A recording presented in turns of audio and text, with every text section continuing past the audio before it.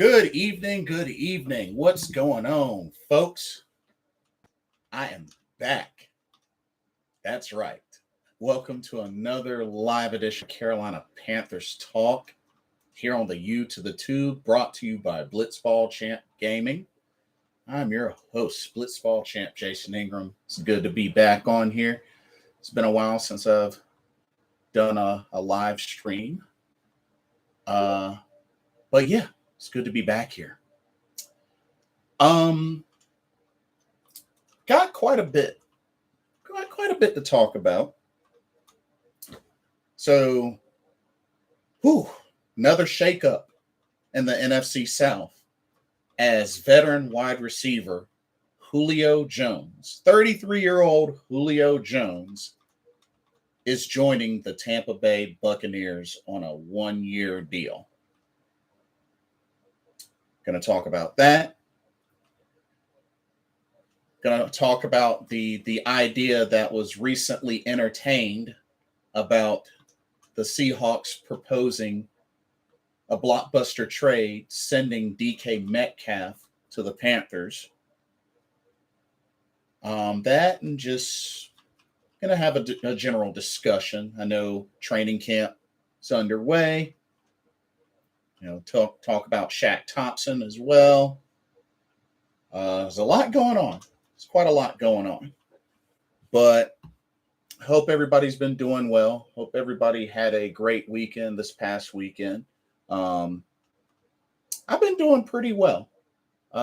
Recently was at the NJPW Strong High Alert Pro Wrestling Show. Got to enjoy some delicious Chinese hot pot with good friends. Checked out ROH Death Before Dishonor. So been keeping active and staying positive.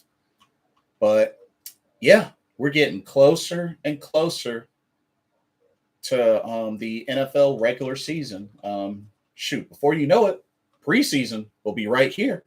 Training camp's underway. And before you know it, preseason will be here. And before you know it, 53-man roster will be set. And week one will be upon us.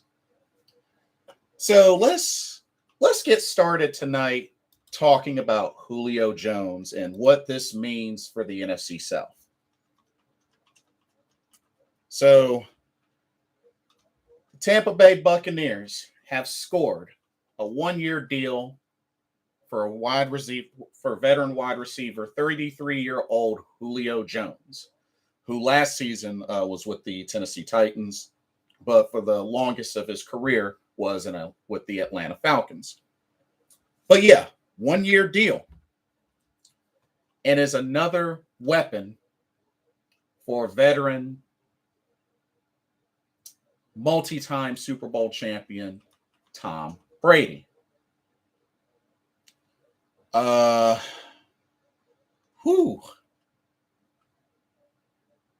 So this is crazy, y'all. This gives Tom Brady a plethora of weapons at wide receiver. Mike Evans, Chris Godwin. I know Chris Godwin had the offseason ACL surgery, but he didn't get put on the PUP list. And, they're going to let him practice, but be cautious about it. But still, Chris Godwin's another weapon. Mike Evans, Brashard Perriman, they just got Russell Gage. And they recently at tight end got Kyle Rudolph. So now they added Julio Jones. Man. That's going to be tough, y'all.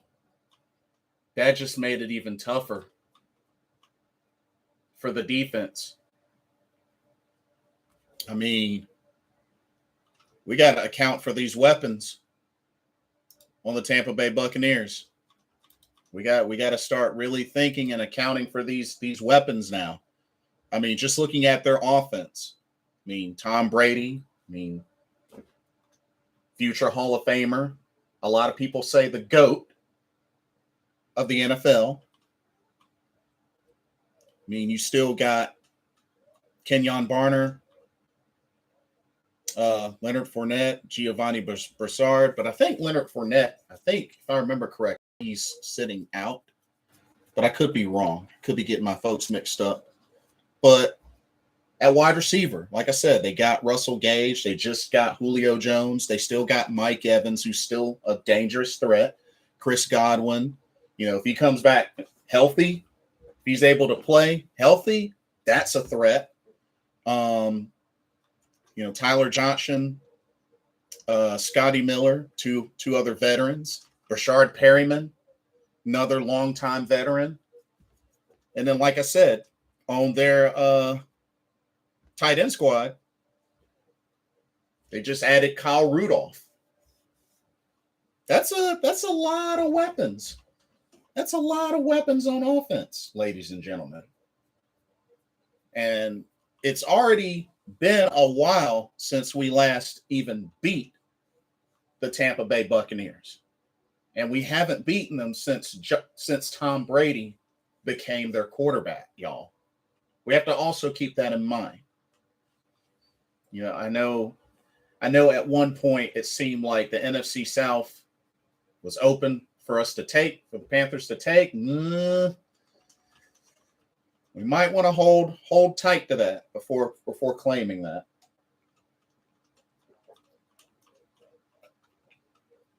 We might want to simmer down on that because the Tampa Bay Buccaneers continue to show that they're still a threat. And with their offseason acquisitions, that still remains the same. I mean, and then looking at these wide receivers, this is going to be a tough test for J.C. Horn, Dante Jackson, C.J. Henderson, Keith Taylor. I mean, that and remember, we got to play the Bucs twice.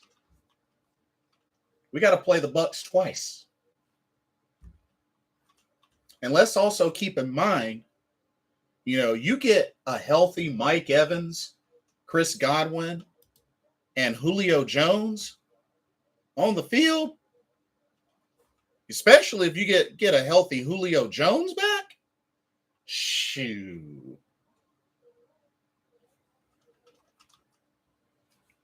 And then when you think about it, have to imagine how are the Bucs gonna utilize those three?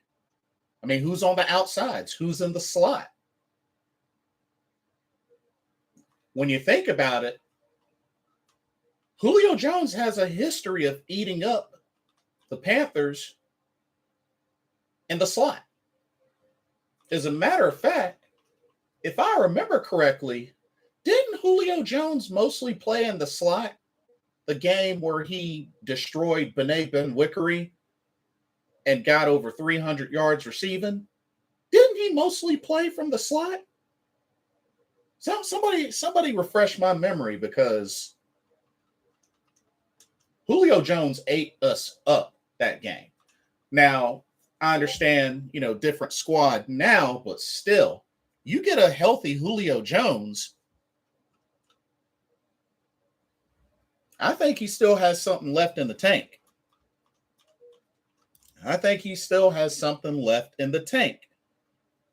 I know and understand he hasn't had an 1,000-yard receiving season since 2019, but, he hasn't really been healthy since 2020. In 2020, only played 9 games. In 2021, last season, he only played 10 games. But if they can get a healthy Julio Jones for this season, when it comes to the Bucs, we're in trouble, y'all. They get a healthy Chris Godwin, which I know he's coming off that ACL surgery, but if they get him back healthy and he's good to go, watch out. And Mike Evans, let's not forget about Mike Evans. That's been the Bucs top guy for a long time. And Mike Evans hasn't shown any signs of slowing down. We got to remember, Mike Evans has had 1,000 yards receiving every single year of his NFL career since 2014. So Mike Evans is a threat by default. Since 2014, he's had 1,000-yard receiving seasons and has yet to go under 1,000 yards receiving in his NFL career. I'm telling y'all, him and a healthy Julio Jones, a healthy Chris Godwin, throwing some Russell Gage because they just brought in Russell Gage. Rashard Perryman, they just added Kyle Rudolph. Our defense is going to be in some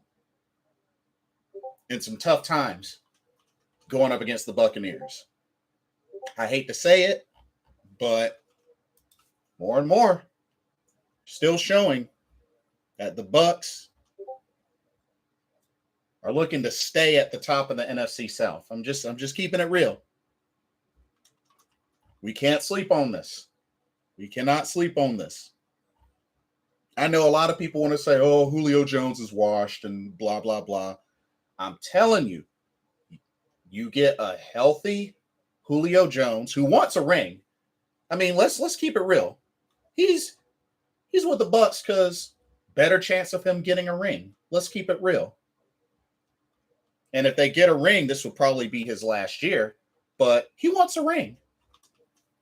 Came close. And you know what? You know what this looks like? If you can't beat them, join them. Because the last time he had any interaction was on the opposite side. Super Bowl. Patriots. If you can't beat them, join them. And now he is joining Tom Brady.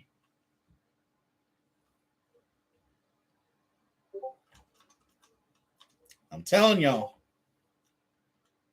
watch out.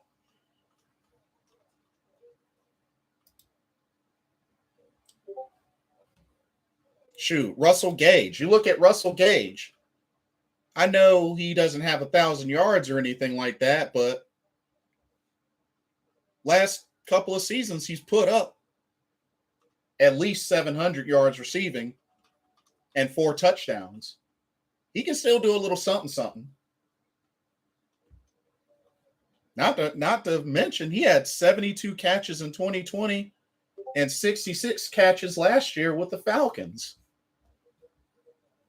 And is still a young guy.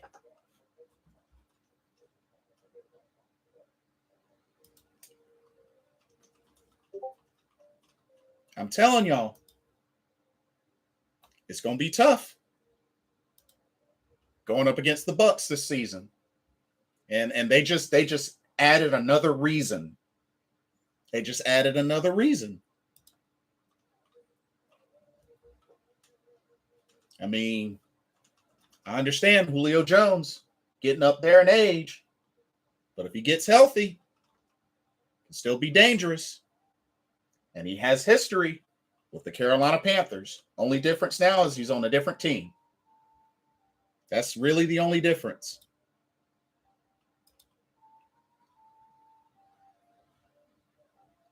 So, just something to really keep in mind, y'all.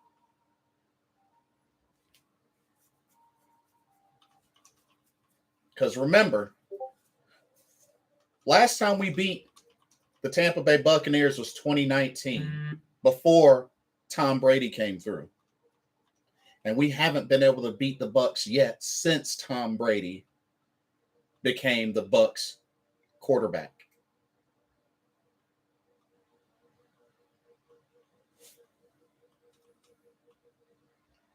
I would be lying if I said that I wasn't a little bit concerned now when it comes to the NFC South. I don't know, y'all. And then you have to also, New Orleans, they got some additions too, and they got some folks returning. I mean, yeah, no Sean Payton, but don't sleep on their weapons. Don't sleep on their weapons. I feel like the narrative has changed a little bit. I mean, yeah, not looking down on Carolina's upgrades and additions, but I mean, lately with the Saints, we've split with them the last couple of seasons. As a matter of fact, I don't think we've swept the Saints.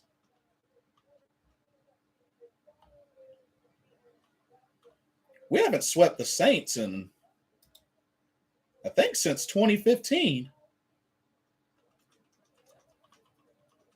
Now that I think about it. Yeah, we haven't swept the Saints since 2015. So, I mean, lately we split with them. Let me see. When was the last time we swept the Falcons? I know we haven't swept the Falcons in a while.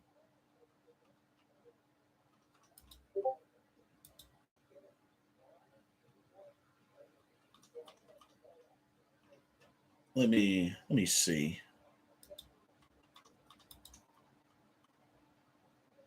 As a matter of fact, I think 2015 might be the last time we swept the Falcons.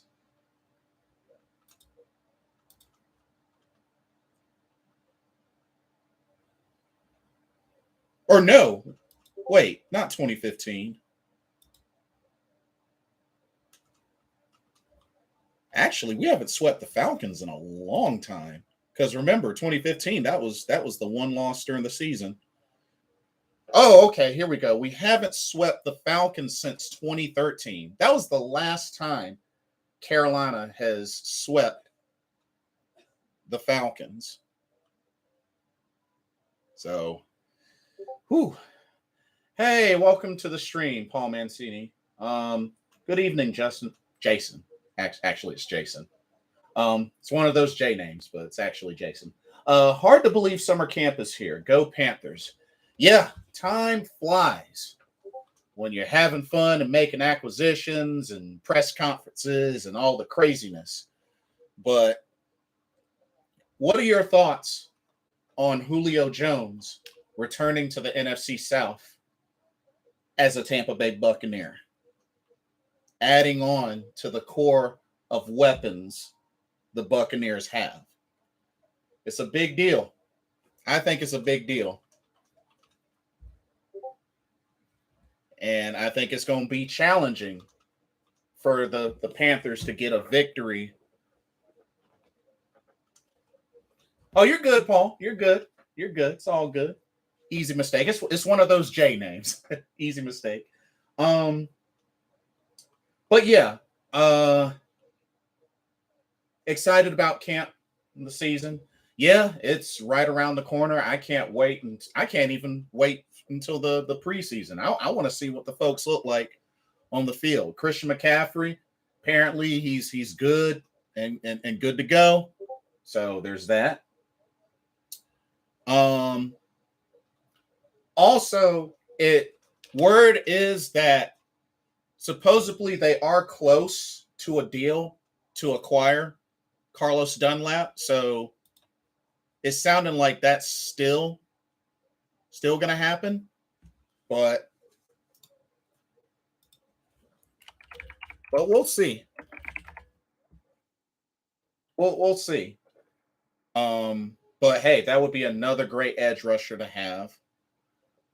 Danny Shelton. Haven't heard any update on how his visit went, but that could be another depth piece. But at least all of the rookies, the drafted rookies, signed their deals, signed their rookie contracts, so good to go. So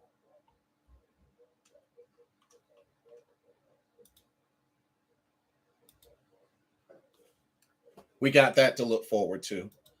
But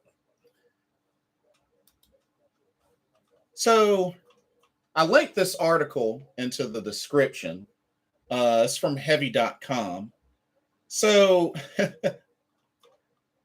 Seattle Seahawks trade rumors.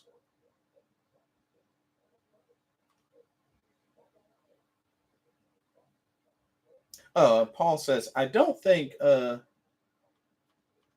Julio Jones is a major signing. He's not played full season in a few seasons. Has never been a great red zone player, nor a strong blocker in the run game. I'm thinking 20 to 25 snap a game. I agree with you. You know, the last 2 seasons, he's struggled dealing with injury.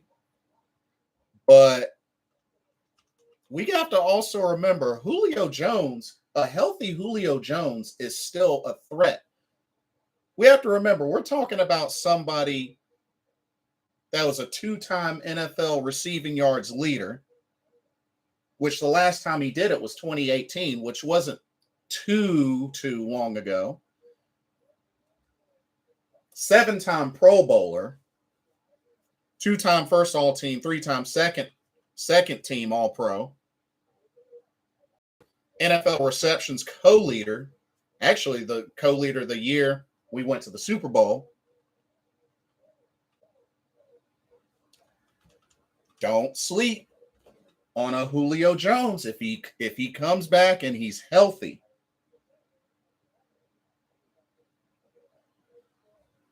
We have to remember a lot of those yardage he got as an Atlanta Falcon. So we know what Julio Jones is like. And as a matter of fact, look at all of what he's done with the Falcons. Out of 1, 2, 3, 4, 5, 6, 7, 8, 9, 10. 1, 2, 3. 3 of those 10 seasons, 3 of those 10 seasons, he didn't have 1,000 yards receiving. 3 of those seasons, he didn't have 1,000 yards receiving. And even in his last stint with Atlanta before he got hurt, he put up 771 yards receiving on 51 catches. And that's another thing. He gets a lot of catches.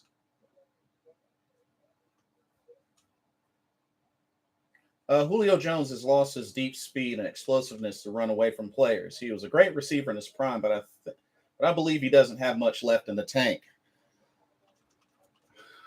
Bro, you have to also remember, he's being added to a lineup with Chris Godwin, Mike Evans, who's never had less than 1,000 yards in a season. They brought in Russell Gage, who will easily give you about 700 a season. They got Brashard Perryman.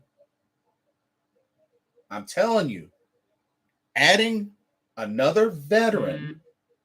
They already have a host of veterans at wide receiver. They're adding another veteran. That offense is stacked. And if you get a healthy Julio Jones who still wants a ring, yes, has some of the wear and tear, sure. But if he gets into the season and he's healthy, he's going to contribute. And Paul, remember, also keep in mind, we haven't beaten the Bucs since Tom Brady came in as their quarterback. That's what you got to also keep in mind. We haven't beaten the Bucs, not once, since he was the quarterback. I'm just saying. He misses a lot of practice during the season and kind of a do your own thing. And I don't believe he'll be a great locker room player led by Tom Brady.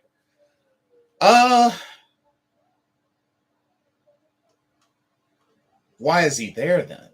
Like, if anything, I look at it as if he can't beat him, join him. I mean, after all, he was there in the Super Bowl on the opposite side.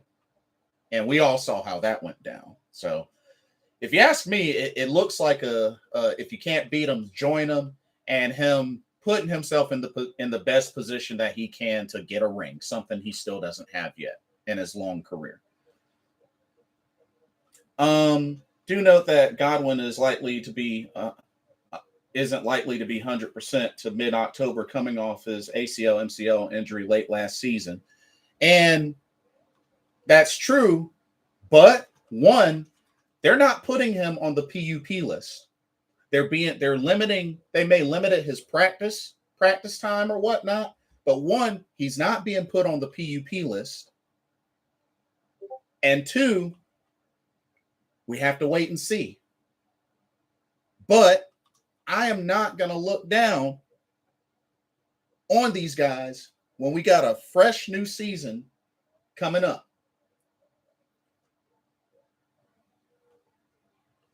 So,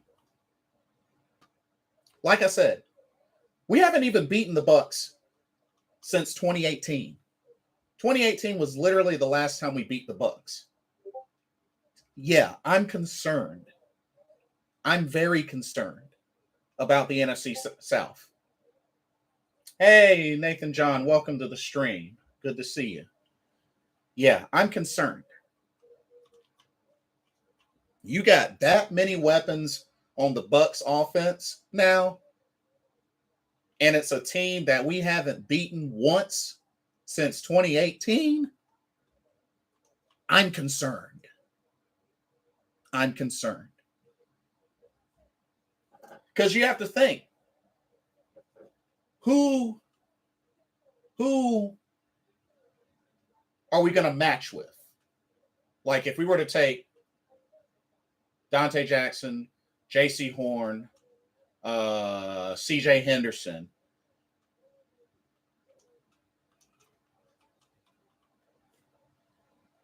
I guess who's suitable to match with whom? I guess that's my question. Nathan John's not worried about Julio.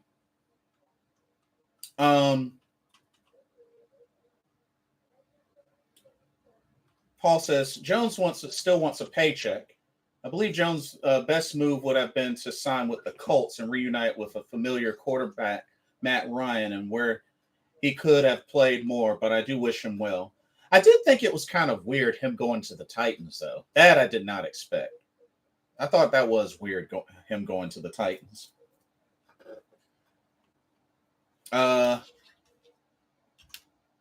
Nathan John says he's well past his best, very slow, no separation anymore. But let's also not forget the damage that he last did to us, specifically. Not only that, don't sleep on him if he comes into this season healthy.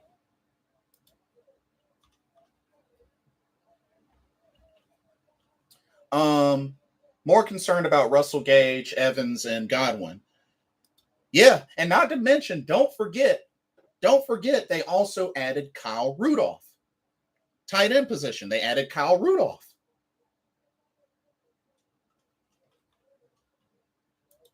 Like, I'm concerned. I'm not looking down on our defense. Don't get me wrong, but there's a reason why we haven't been able to beat the Bucs since 2018. There's a reason. That's all I'm saying. We haven't beaten them since Tom Brady was their quarterback.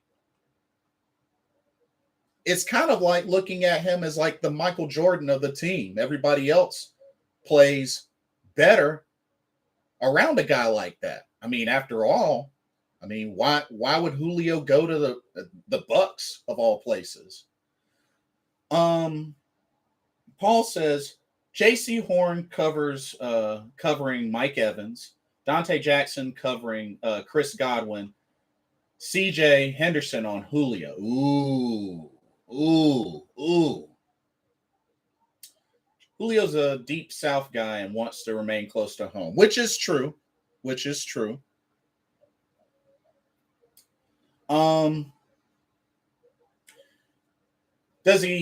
Doesn't have that speed anymore? Sure.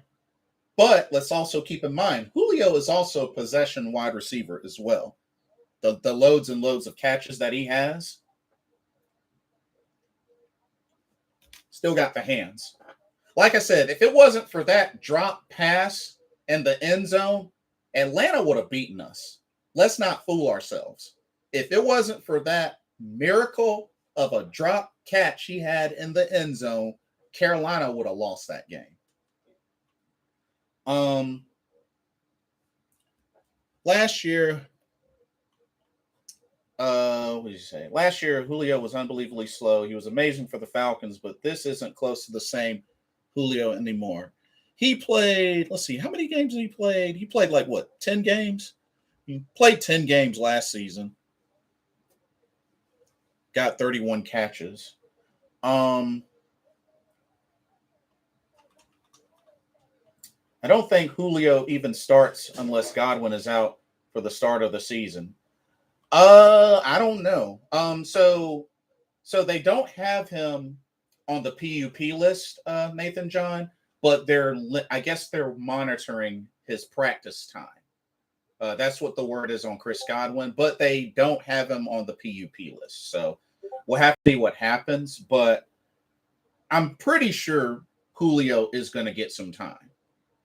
Like, I still have nightmares in that game when Bené Ben-Wickery was covering him and went for over 300 yards. Yeah, Nathan John, if you remember, was Julio running mostly out of the slot or on the outside? It was the slot, wasn't it? If you remember, or Paul, maybe you'll remember. One of y'all refresh my memory.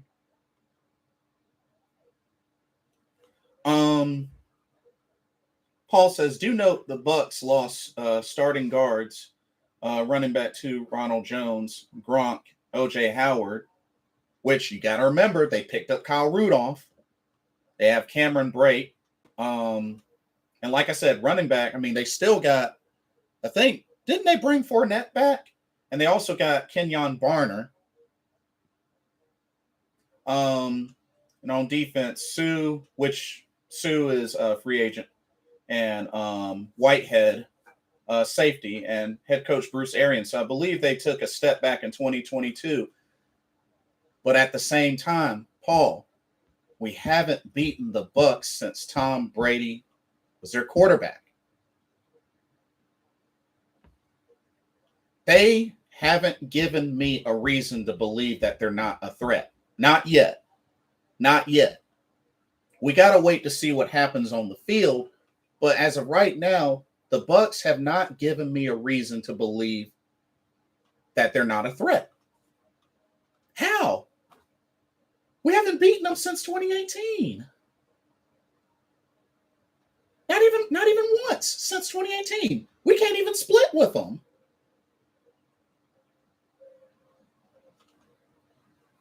We can't even split with them. Shoot. When we last had Cam, we were able to beat Tom Brady. I'm just saying, but ever since then, we haven't been able to do any damage to the Buccaneers. He was torching us all over the place from memory. Yeah, and I can't see us beating the Bucs this year. Probably similar curb stomping to last year. Yeah, that's the thing. Like, I don't see how we're gonna do it. Mike Evans hasn't had less than 1,000 yards receiving his entire NFL career. And he's been here since 2014. He's the ginormous offensive threat. I do agree that putting J.C. Horn on him might be best bet. And C.J. Henderson on Julio. Whew. We'll have to see. That could go either way. That could go either way.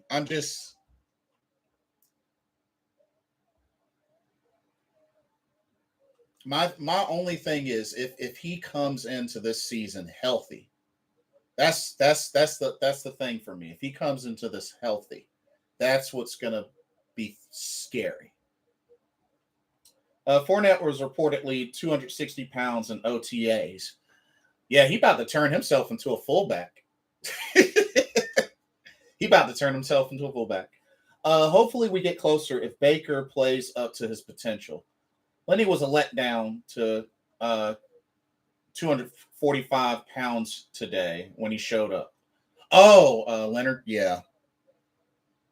Shoot, he trying to turn into a dang on fullback. But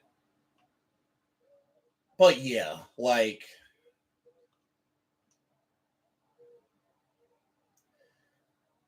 I'm not convinced that the NFC South is ours to take just yet.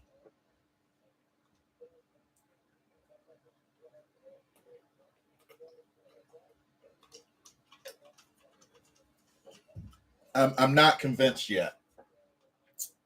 You know, maybe that'll change once we play and make a statement, but the only thing that I could see happening is we sweep the Falcons. I think we could definitely sweep the Falcons. Sweeping the Saints, that's going to be hard. And even getting one win against the Bucs is going to be hard. So Nathan John says no chance we win the division. Second at best if everything goes right. Yeah, and the schedule's tough. Schedule's tough.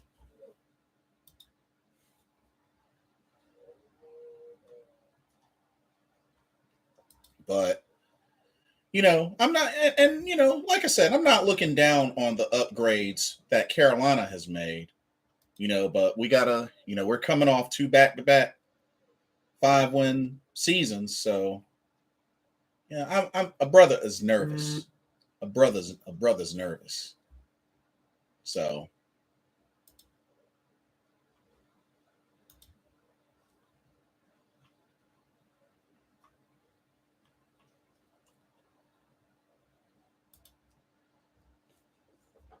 Paul says new tight end Kyle Rudolph for the Bucs did very little last year with the Giants and is also in the twilight of his career. Solid veteran, but not the player he was once 3, 4, 5 years ago. Well, longtime veteran, and he's been able to stay healthy.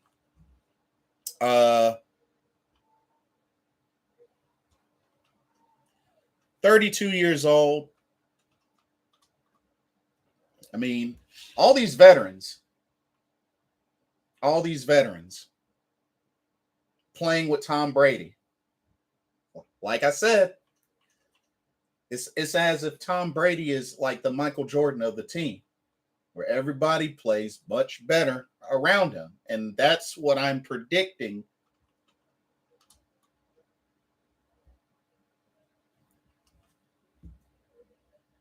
I'm just saying.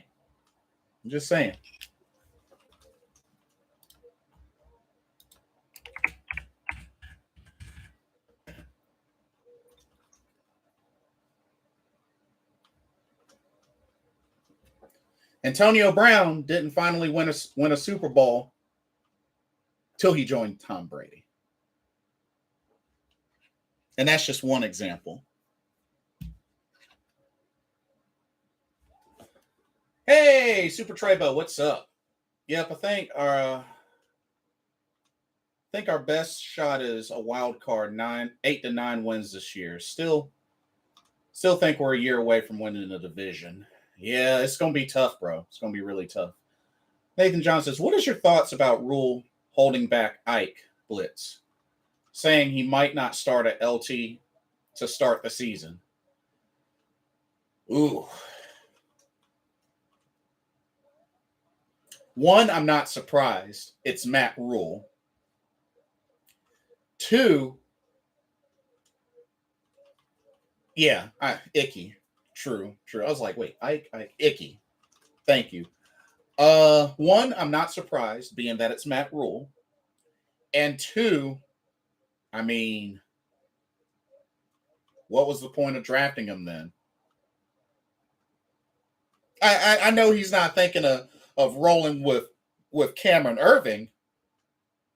I hope he's not thinking of rolling with Cameron Irving. If that's the case, then Matt Rule's a dum. I just got to real. What's he going? He gonna roll with Cam Irving? Oh, he's a dum if he's endorsing that. Nathan says, pisses me off personally. We drafted him to play left tackle. Let him play. This is the epitomizes everything wrong with Coach Matt Rule as a coach. Still stuck in the college mindset, treating him like a freshman. Chargers started Rashawn Slater from week 1 last week, and he was a beast all year. This is true. And he was a first rounder. Paul says, I believe 11 wins the NFC South in 2022. 11? Fair enough. Nah, they're talking about starting Brady Christensen at left tackle and Icky at left guard. Christensen, Icky will compete at left tackle and left guard.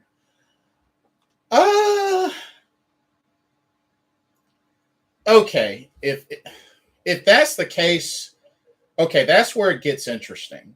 I mean, both can play both. I mean, Brady got a little bit of time last season at left tackle. Did pretty well. I mean, one of the things I guess they're looking at, him being the rookie, Icky being the rookie. I mean,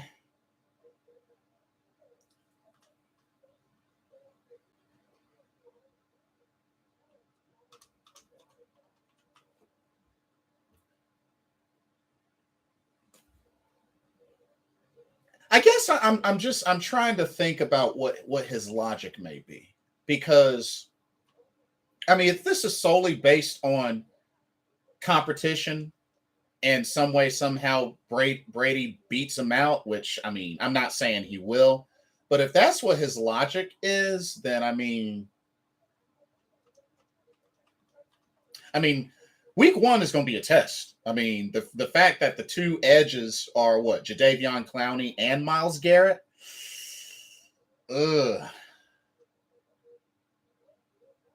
I think the smart decision would really be build that chemistry, take a shot with Icky. I mean, after all, the last left tackle we drafted was Jordan Gross. That went on to be a big success. So I think they need to go into this with that mentality with Icky.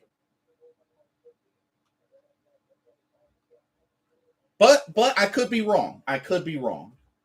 Paul says the best 5 offensive line will start. Which is true. But Nathan does have a point. Nathan has a point, though. We drafted him as a left tackle. If we wanted to draft a guard, we should have just traded back. That is a fair argument. That is a very fair argument.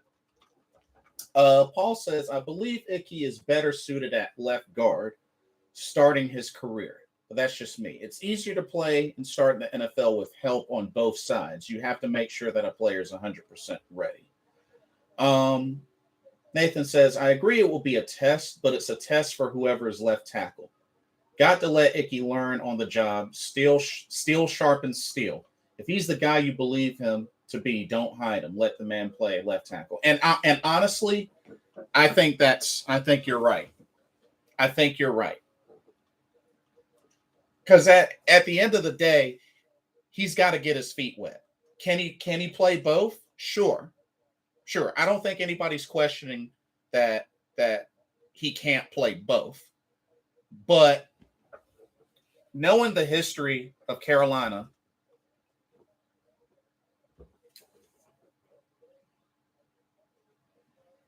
at tackle, left tackle, I mean, other than Michael Oher, I mean, and Jordan Gross,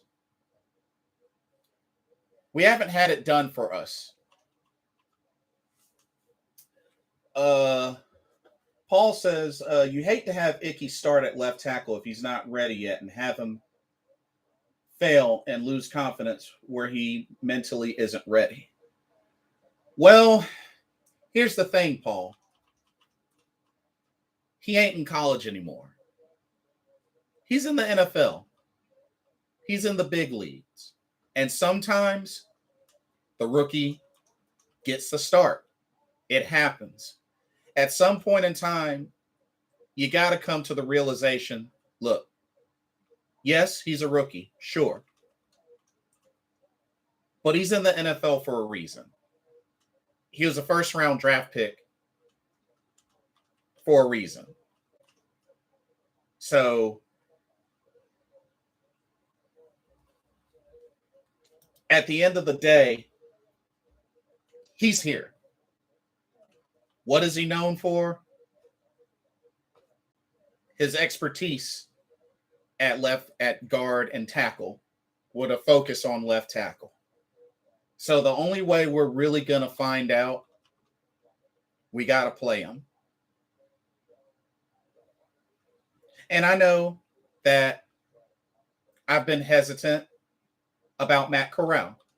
I'll admit to that. Y'all have seen past videos. I'm not super fast to jump on throwing Matt Corral out there. But at some point in time, his number might get called.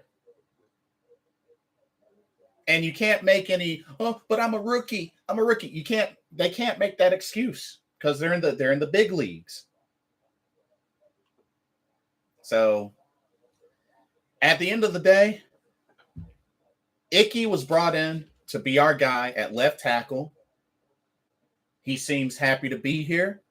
He seems poised to work hard to protect the quarterback's blind side. He's had the highlights in college. Is he going to be tested? Heck yeah, he's going to be tested. He's going to be crazy tested.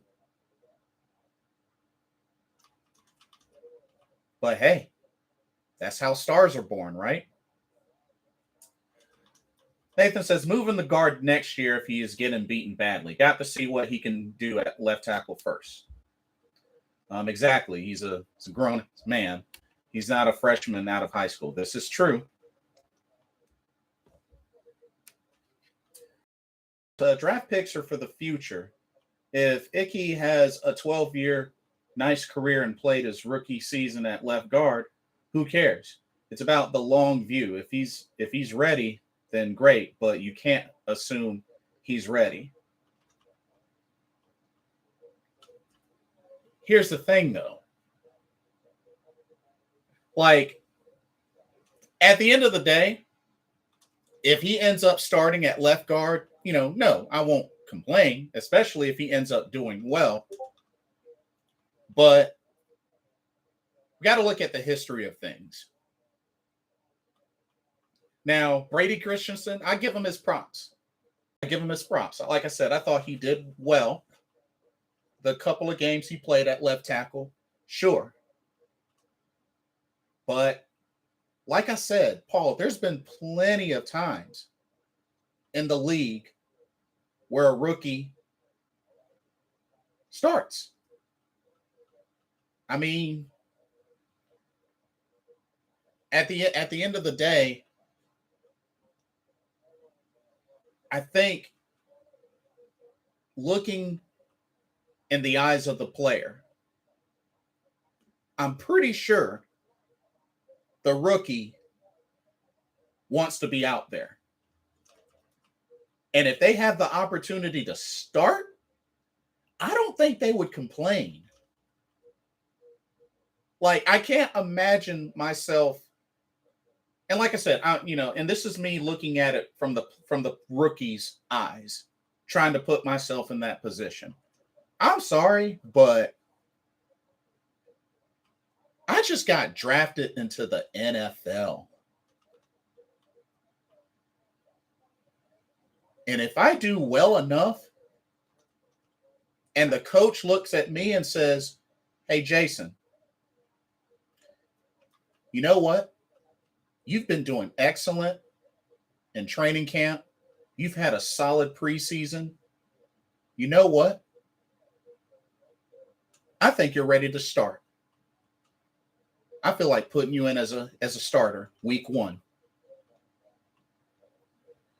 You think I'm going to hesitate? Shoo. That's how you earn your paycheck. Let me be a rookie and I do well enough. And they give me the start over typically somebody else who's, been in there longer because I came in and did a great job. Shoot. I wouldn't think a single rookie out there would hesitate to be like, yeah, I'll start. That's how I look at it.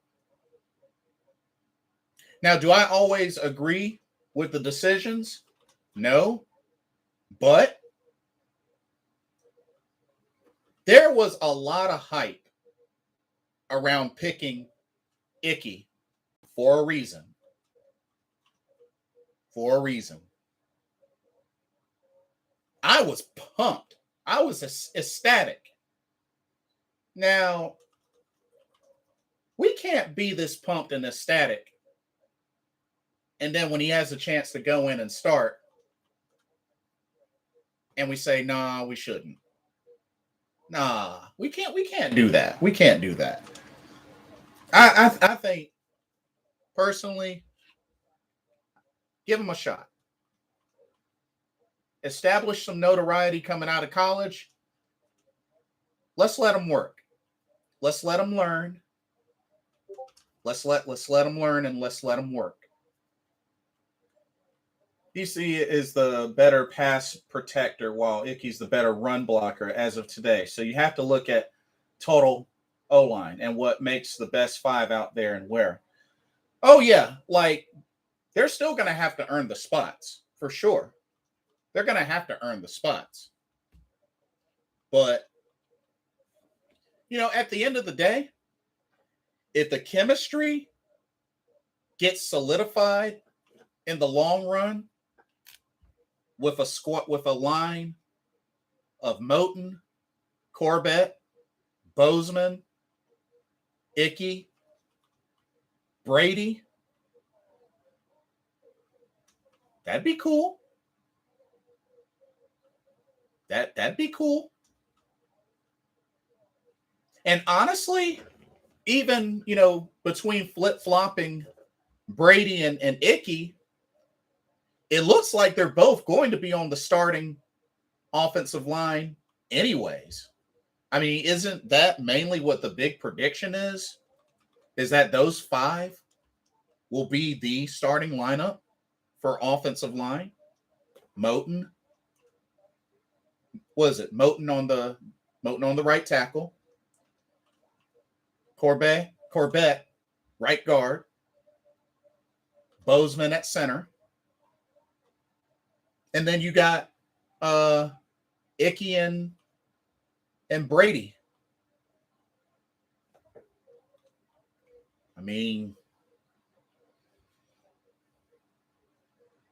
it just seems like that's regardless, that's what it's going to end up being. Those 5.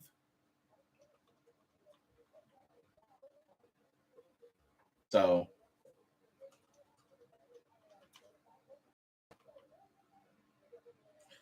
I love the pick of old Icky and his future, but you can't just hand him the starter's job without earning it also. This isn't college or the ACC where maybe opposing defenses. Let's see how it plays out. Yeah, we'll definitely see. I mean, training camp is underway. It's going to be interesting. Now Nathan says they drafted Brady last year to play guard because they said his arms were too short for tackle. Now they want to flip the script when we draft a left tackle. Makes zero sense. And that's what I'm saying, Paul. Nathan has a point there. Because we have to also remember, what was Brady Christensen known for at BYU? Left tackle. Protecting Zach Wilson. So, I mean,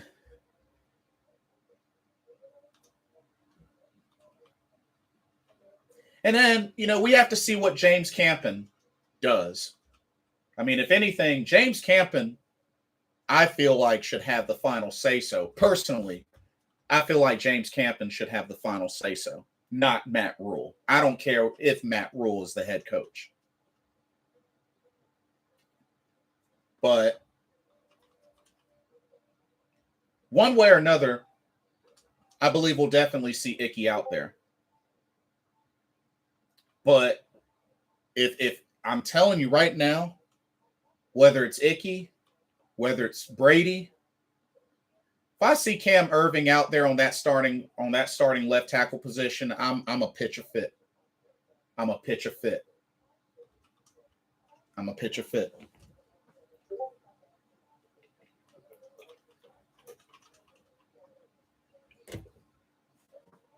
Paul says, believe me, offensive line coach James Campen will decide who plays where and when. This will not be a Matt Rule decision.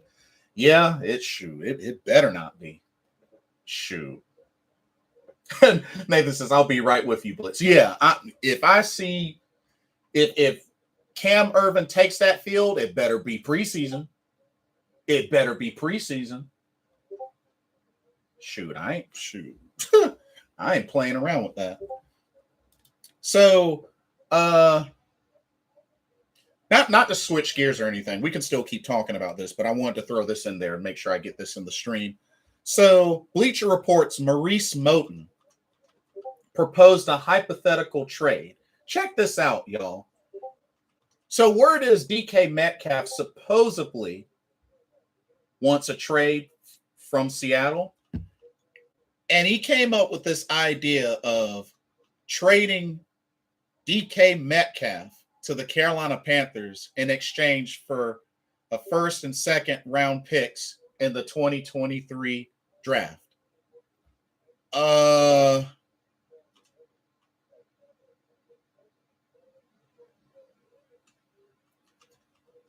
He's on the final year of his contract and is expected to make only $4 million this season. Only $4 million.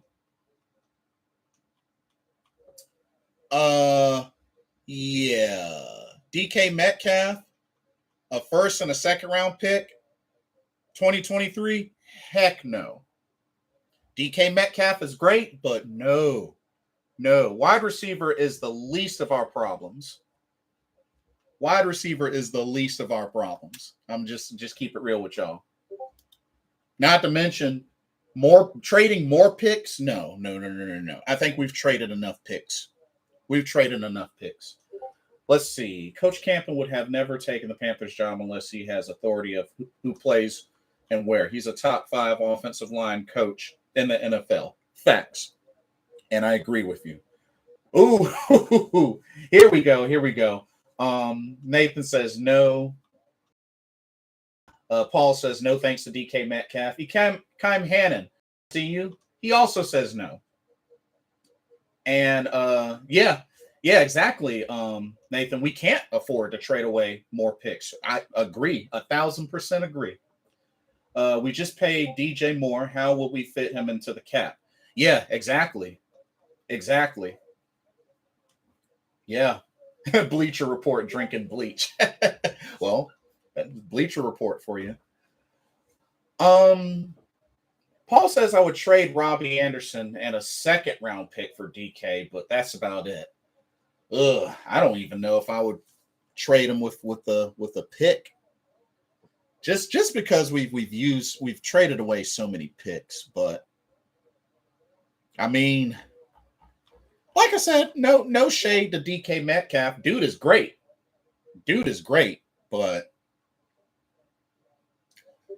nah, I wouldn't pull the trigger on that trade. Nah.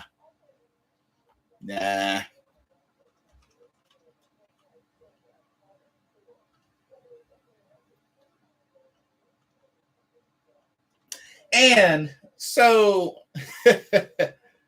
y'all hear about the Browns? They ended up signing Josh Rosen to a 1-year deal. So they're adding Josh Rosen to the quarterback club at Cleveland. Interesting. Trump said, "Flash some light in that bleach." Wow. That's definitely a Trump-like statement. But yeah, Browns 1 year, Josh Rosen.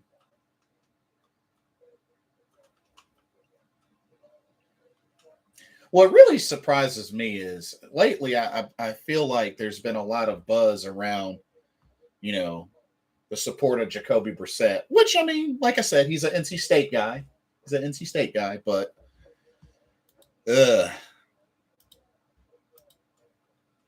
but if they believe he can carry the load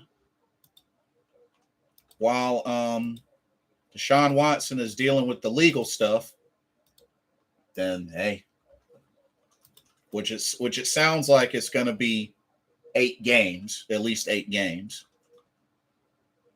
But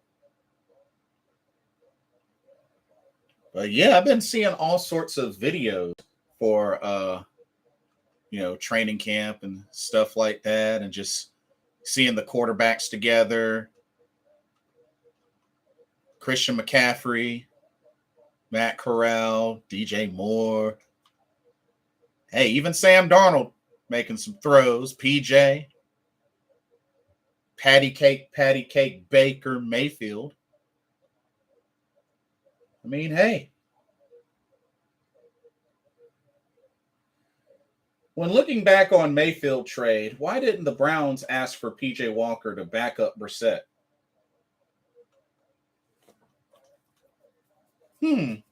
Interesting. Perhaps. Well, I mean, we did bring back PJ Walker, I think, for another year. But I mean, that's a fair question. That's a fair question. All right, Nathan, take care. Thanks for coming by. It's good to see you. Rest well. But yeah, looks like a lot is coming down to R4, Darnold, Walker, Mayfield, Corral.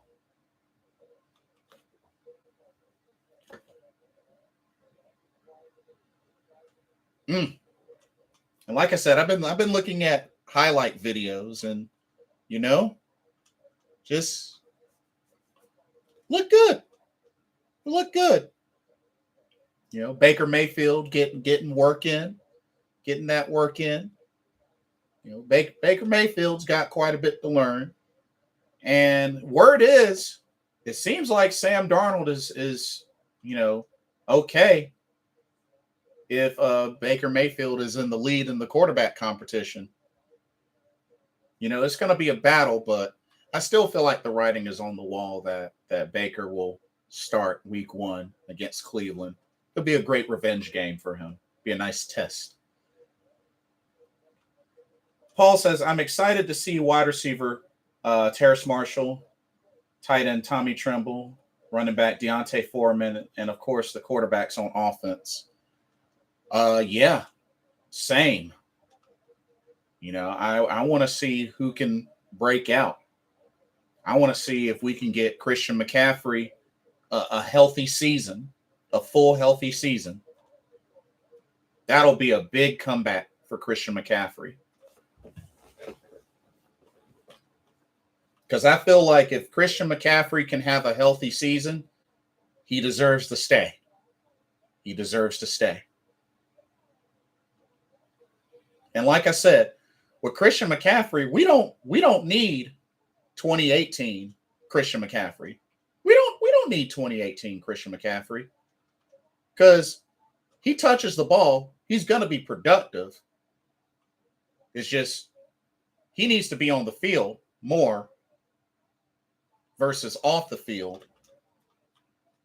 And then when he gets touches, he can be productive. We should decrease them and spread the ball. But when he's healthy, he gets a touch. He's going to make it count.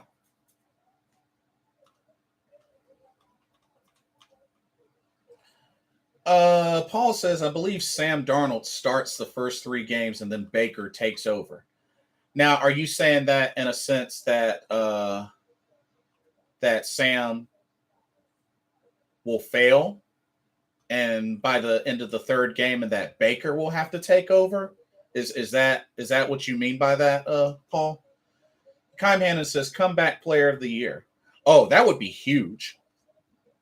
And I think he would be very eligible if he just stayed healthy. Like I said, he doesn't have to necessarily have 1,000 yards rushing or receiving. Would be great, but I don't think he has to necessarily have 1,000 yards to be considered comeback player of the year.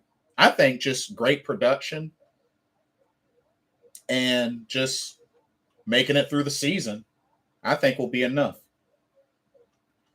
Has there been any word on Shi Smith and linebacker Damian Wilson's legal issues? Not that I know of. The last thing that I heard was Shi Smith is supposed to, I think his court date was supposed to be at some time during the during training camp, if I remember correctly.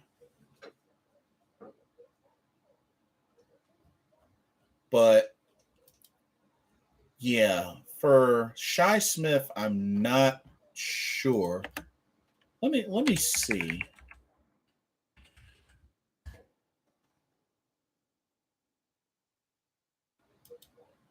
Because I want to say there was oh, okay, so he attended a first court appearance on June 14th. Okay, so that was during minicamp. So you know what? I don't know actually. I don't know actually. So, and then Damian Wilson, you know what?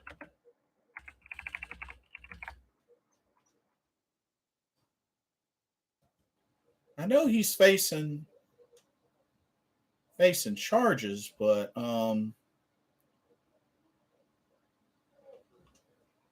his situation, it sounds like it's still pending.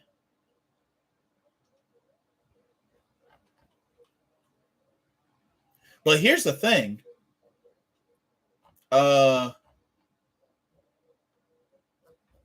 Damian Wilson has a history. In 2017, had 2 counts of aggravated assault with a deadly weapon.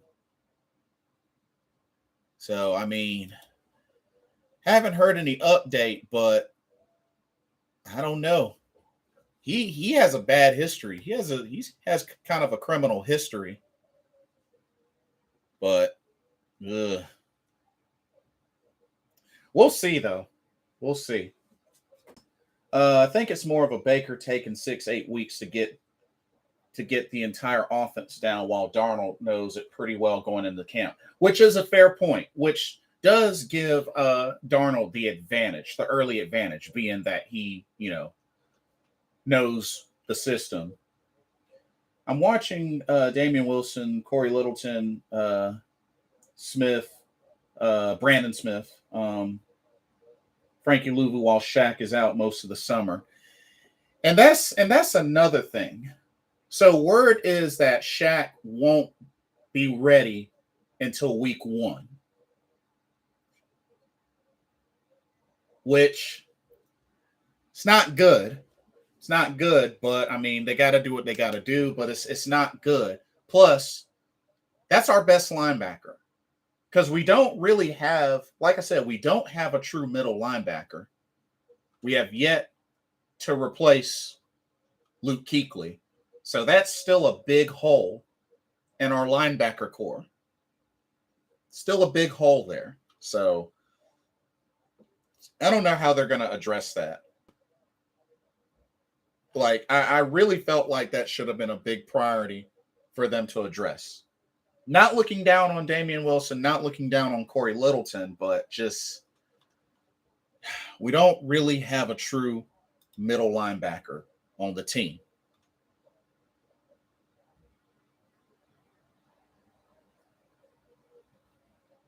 So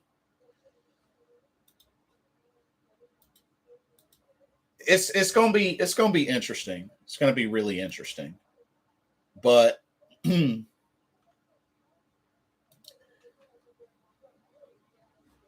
excited.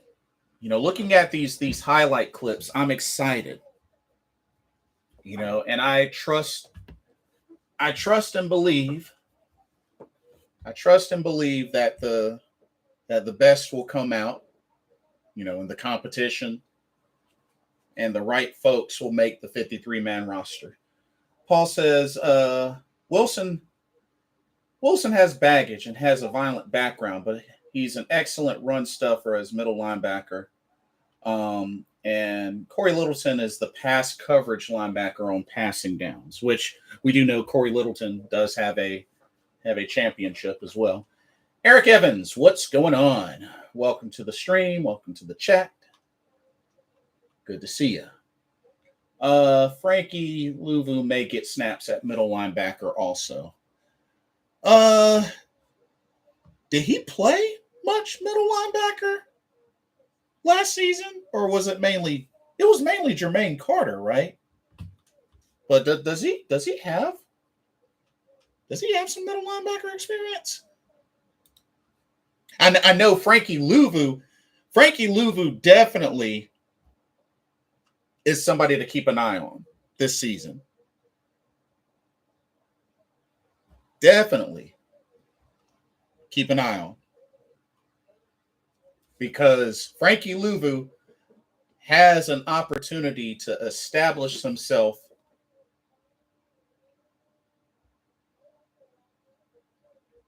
as a big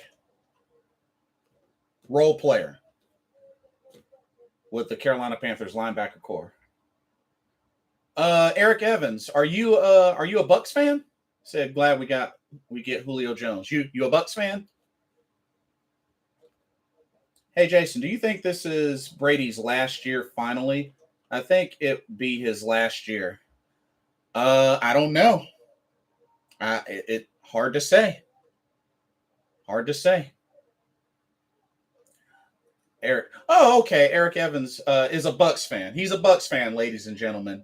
I mean, it's a big addition. Like honestly, I think it's trouble for us because if y'all get a healthy Julio Jones, you know, he can still contribute. He might not be able to contribute the exact same level as previous years, but don't sleep on him.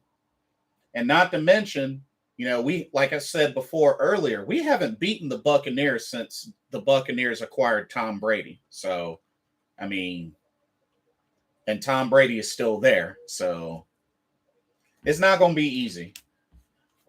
Paul says Louvu played some inside linebacker with the Jets. He's more natural as an outside linebacker, but can slide in at times. Fair enough. Fair enough. Yeah, that is right. Yeah. Oh, yeah. Oh, Eric, I wasn't gonna deny that. I mean, the history is there. I mean, you know, the history is there. But yeah, still a threat to the NFC South. But don't sleep on the Saints though. Don't sleep on the Saints. And like I said, Carolina is going to be interesting. I think it's really going to come down to our play. It's going to really come down to our play.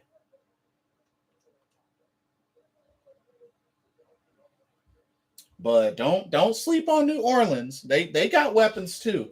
They might not have Sean Payton, but they got weapons too.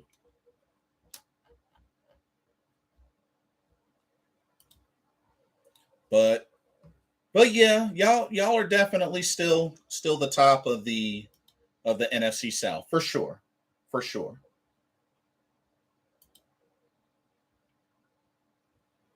As a matter of fact, with Tampa Bay, let me see what's y'all's history with the Saints.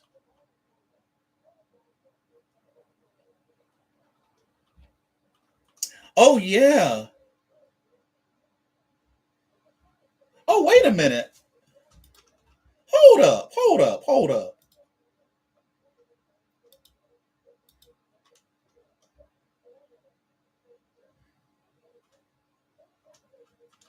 Wait a minute. Y'all lost to the Saints twice. Oh, so y'all are. Ooh, dang! I did not realize that y'all lost to the Saints twice. Ooh, and one of them was a shutout. Well, 9-0. Sounds like a defensive struggle, but dang. So I know y'all gonna want revenge. Dang, I did not realize y'all got swept by the Saints. Ugh. Ugh. I knew they got swept by them in 2019, but I didn't, or not 2019, 2020. But dang, so they got wow.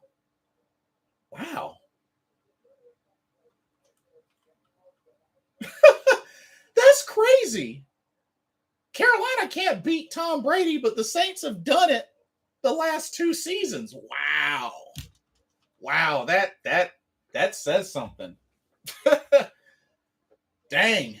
Maybe the Saints are a bigger threat than we think, Panther fans. Maybe the Saints are a bigger threat than we thought, Panther fans. A lot of teams other than the Saints haven't beaten the Bucs with Tom Brady. Yeah. Saints are 4-0. 4-0 over Brady since he's been with the Bucs. Jeez. Ugh. Oh, man. Oh, man. Okay, that has me a little bit concerned. That has me a little concerned about the NFC South. And division games you don't want to sleep on. But I still think we'll at least split with the Saints. I'm hoping that we'll split with the Saints. We should sweep the Falcons. And the Bucs, yeah, Bucs. Ugh. If we can split with the Bucs, that'll be a big, vast improvement for us. If we can split with the Bucs. It's not going to be easy. It's not impossible, but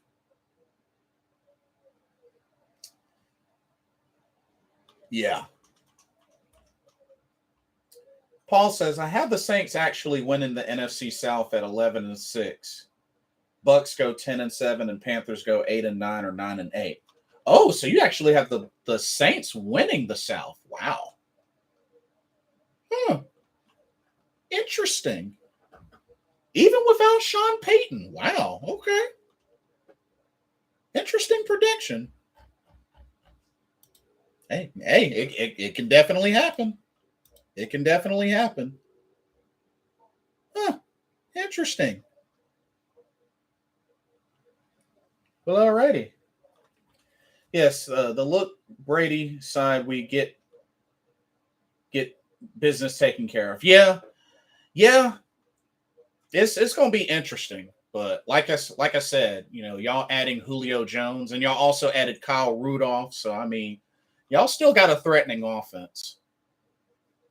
So, like I said, I'm really looking forward to the test the Carolina Panthers will go through on defense.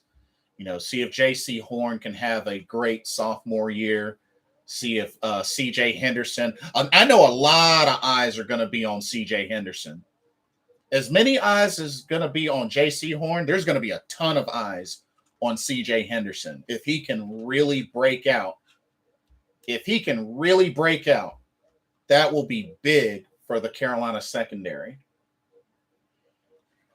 Saints defense is loaded. Saints entire coaching remains, except for Sean Payton. Same offensive coordinator, offensive line, and QB coach. So not much will change with them scheme-wise, which is a fair point.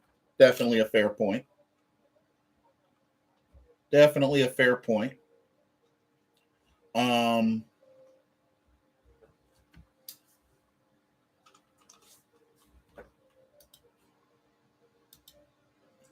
And like I said, word is that supposedly Carolina is close to a deal of getting Carlos Dunlap. So we may still be on track to get Carlos Dunlap. So we'll have to see what happens. But from what I've heard, it looks like we're on track to get Carlos Dunlap, which if they're able to secure Carlos Dunlap, then you got two set edge rushers to start and Brian Burns and Carlos Dunlap. And then you can rotate YGM, Amari Barno. You still got your what's his face? Marquise Haynes. You still got him. So, you can do some stuff. But I would be cool with Carlos Dunlap, Brian Burns starting at the edges. Paul says this is a make or break season for C.J. Henderson, no doubt. Agreed. Highly agree. I like Keith Taylor upside more than C.J.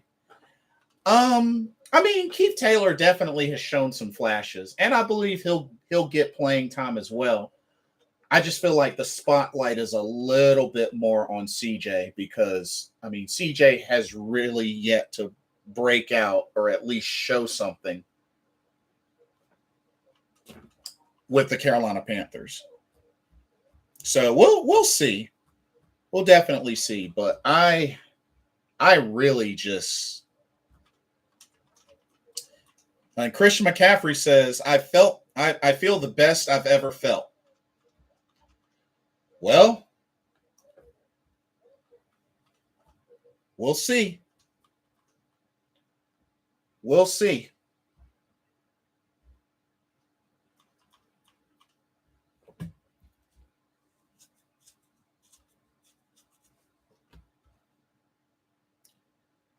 Paul says, defensive end Carlos Dunlap would be an excellent signing, as would recent workout tryout with DT Danny Shelton, who is a dry, strong versus the run. Yeah, Danny Shelton, a young guy, be a nice depth piece to go alongside with the Davion Nixons, the Bravion Roys, the Phil Hoskins, helping and coming in on the rotation with Derek Brown and Matt Ioannidis. So that could still happen. Hopefully he won't cost too much and they have the room for him. But, I'm going to say this as well. Panther fans, stay positive when it comes to Christian McCaffrey. You got a lot of folks already predicting Christian McCaffrey going to be injured by week 2 or sooner or later or whatnot. Don't feed into that. Don't feed into that. Don't feed into it. If you feed into it, you're just as bad as them. Don't you feed into it. Don't you do it. Eric says, can't wait for the season to start, man. It's going to be a lot of good contenders out there. Facts. Shelton has been around a while. He's a vet.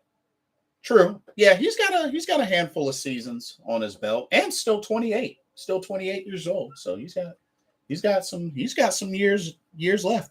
Plenty of years left. Paul says this would make Matt Ioannidis the pass rusher, defensive tackle, with Shelton the run stopper. And we definitely need run stopping. That's key. That's definitely key with our interior. Is stopping the run, something that we struggled with last season. So I definitely agree with you on that.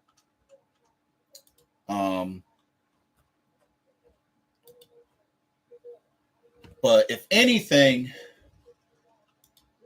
looking at the offense, just to backtrack just a little bit. Looking at the offense,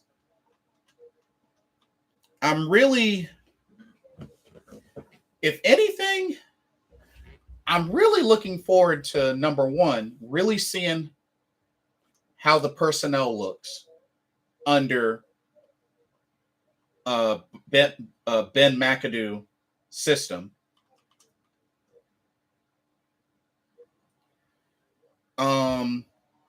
And secondly, execution, especially considering the plays being called. Eric says, because every time you run, he always got a cap injury, so that's the biggest thing for him. Oh, you mean a non-contact injury? Is that what you meant, Eric? A non-contact injury? Is that what you meant?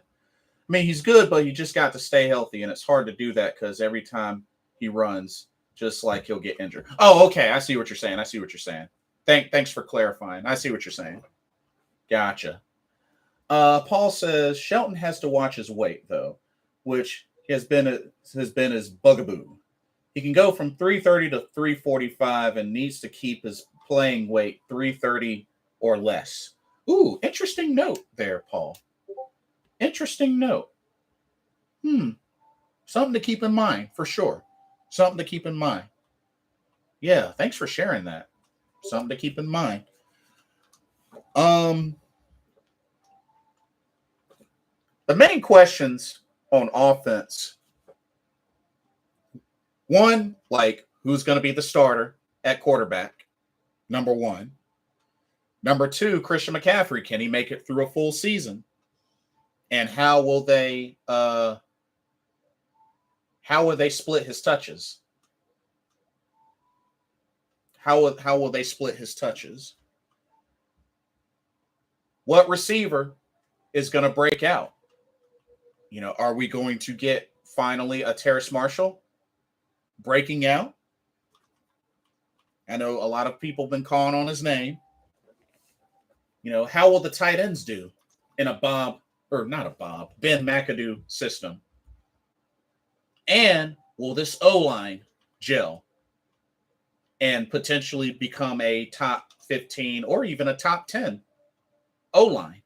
Because that would be a big improvement for us. Eric says, so do I. That's the only thing we didn't stop is that run. You stop the run, they can't go anywhere. Man-on-man coverage.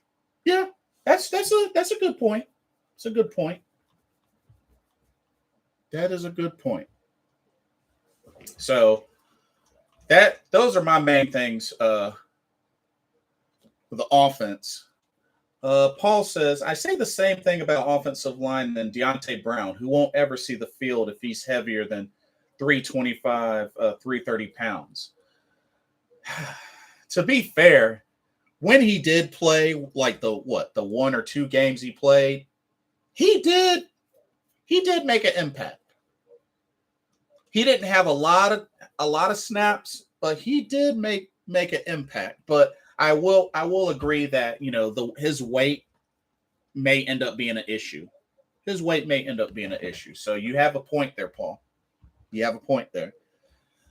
On the defense, my thing with the defense, pressure starting from the D-line. Stopping the run, very key, and getting a good pass rush. Brian Burns, despite, he is a Pro Bowler, he has over pursuit issues. So that's something that he still needs to get fixed. He still over pursues a lot. So that's an issue that he's got to really work on fixing. He's got to really work on fixing that. Stopping the run, very key. The linebacking core, like I said, Shaq, Luvu, Littleton, hopefully Damian Wilson will beat the legal issues. Perhaps Brandon Smith may see some touches outside of preseason. But linebacker core still has a big hole for the Panthers. So that's the thing.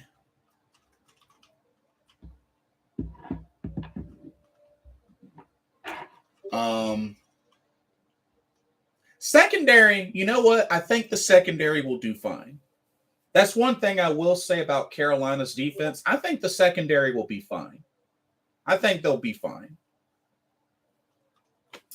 Paul says, check out his conditioning early in camp. If his conditioning is tip top, then he will make the team. If he's heavy and sluggish, he will not make the final roster. Probably end up on the practice squad. Ooh, ouch. I hope he makes the team, but like you said, got to work on that weight. Eric says, I haven't really seen him in good wide receivers on the Panthers lately. I mean, they do have good right wide receivers, but where are they? I mean, DJ Moore has been a solid number one. I think the main thing DJ's been lacking is just touchdowns. DJ Moore is a solid wide receiver. Had a great rookie year. His only issue his rookie year was he had fumbleitis. Since his rookie year, he has not had fumbleitis. And he's broken out into a premier wide receiver. The only thing with DJ Moore is, he's had to play behind mediocre quarterbacks. So that's the only thing with DJ Moore. But DJ Moore is our number one for a reason, and he's earned his paycheck. Only thing with him is could use more touchdowns. Robbie Anderson, I'm hoping will bounce back. Because as much as a struggle that he's had last season, we have to also remember he didn't hit 1,000 yards receiving until he came to Carolina and played with Teddy Bridgewater. We got to keep that in mind. Robbie is still a deep threat, and I think he'll bounce back. I do. But let's remember, he got 1,000 yards receiving for the first time as soon as he came to Carolina. So, something to remember. I mean, really, those are the only two. I mean, we don't have Curtis Samuel anymore. Brandon Zylstra will shine every now and then when his number is called upon. But, we have to see if this is the year Terrace Marshall Jr. breaks out. I know we picked up Rashard Higgins. We have to see what happens with him. Somebody who has played with Baker Mayfield before, so there's that.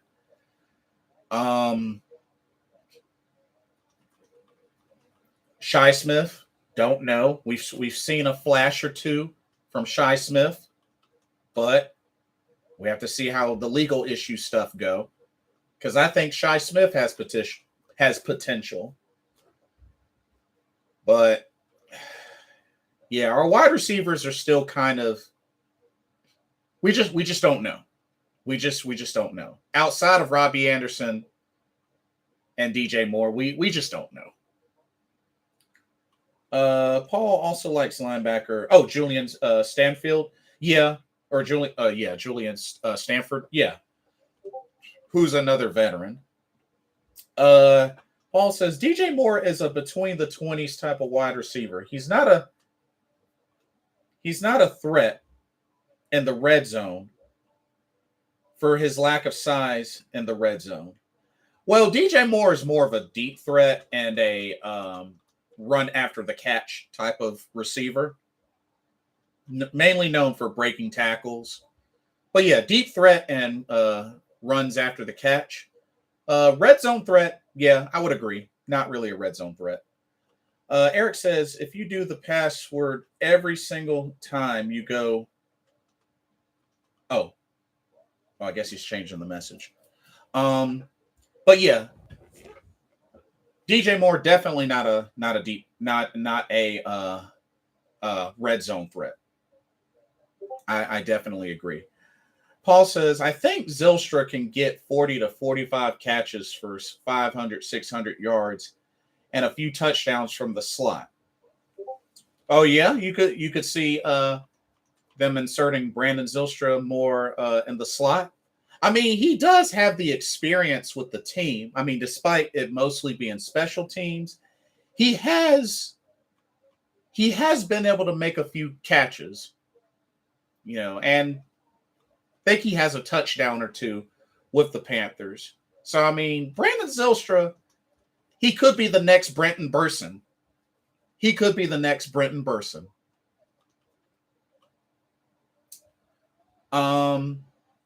Eric says, yep, that's the main thing, man. If you can touch the quarterback some type of way, then you're good. But not if they don't know what to tell you. It's all about the pressure.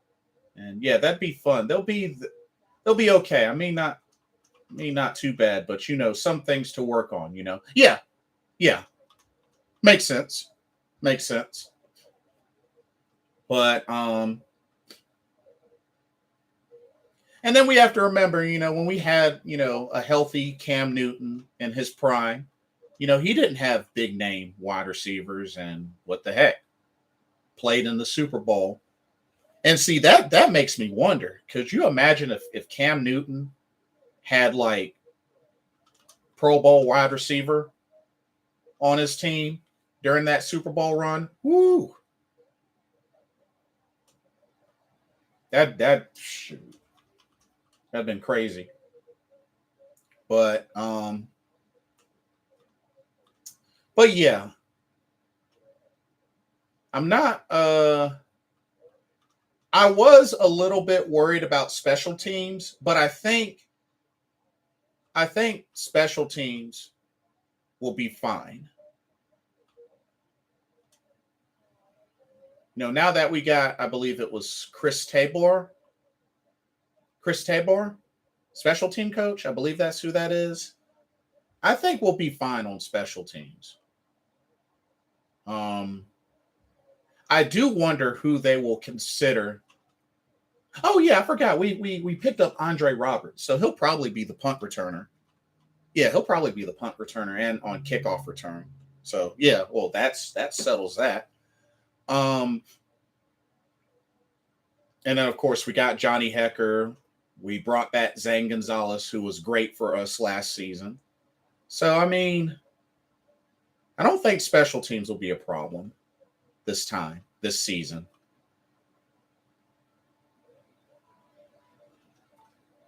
But like I said, on that and on defense, I'm more concerned about the D-line and the linebackers. I'm not that concerned about the secondary. I think the secondary will be fine. And on offense, quarterback play, offensive line play, and chemistry, the weapons will do their thing. I'll say that.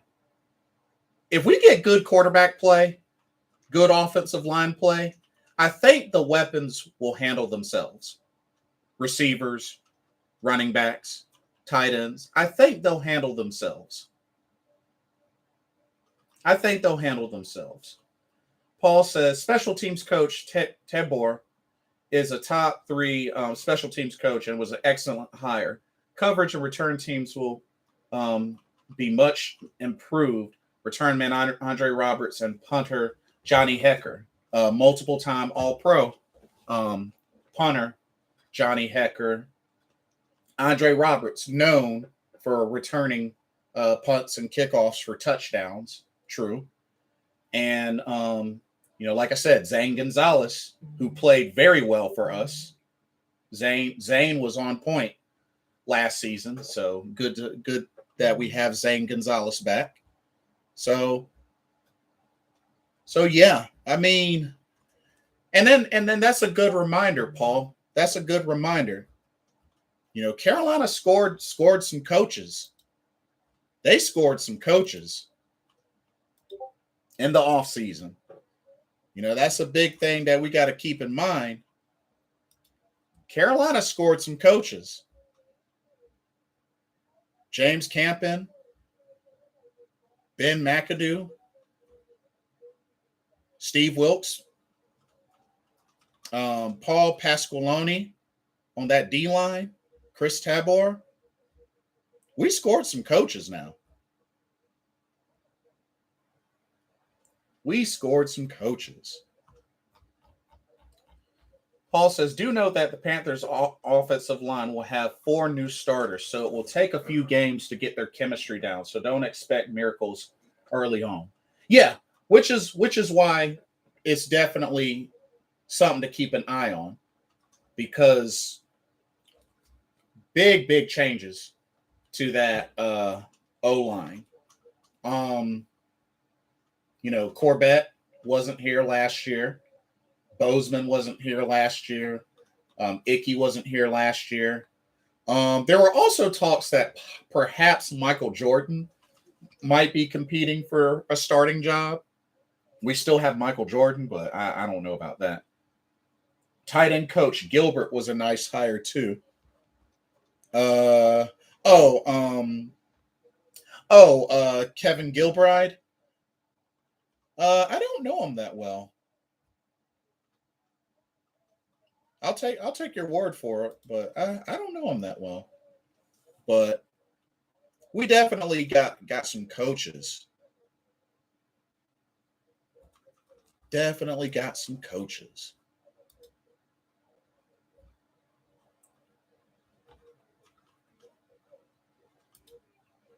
But main thing, Matt Rule, let the veteran specialty coaches do their thing.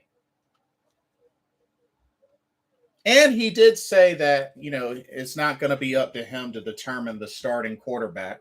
I don't know how accurate that is, but if Matt Rule just let the coaches do their thing, do what they were hired to do, I think they'll be fine. And I think we'll surprise some folks. Kevin Gilbride. He's the son of former offensive coordinator Kevin Gilbride of the Houston Oilers, New York Giants, years back. Oh, really? Oh, so he's a junior. Oh, he's a junior. Okay.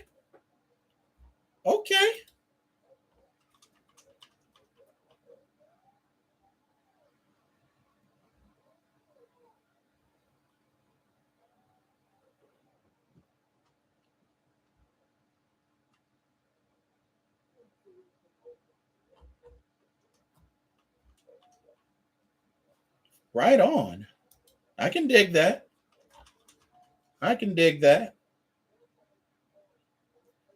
But yeah, if he lets them do their job, they'll be fine. They'll be just fine. I'm excited. I'm very excited.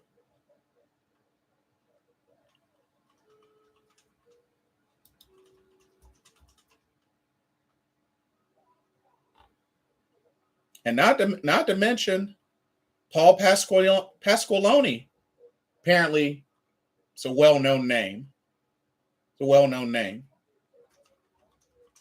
And him working with the D-line, hey.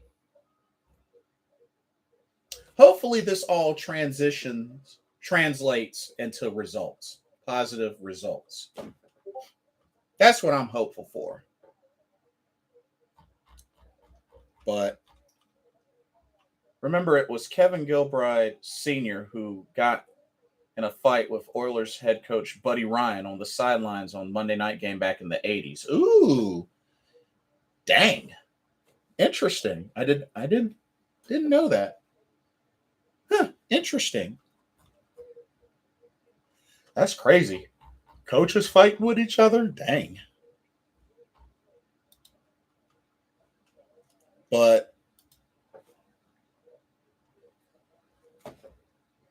yeah, I definitely like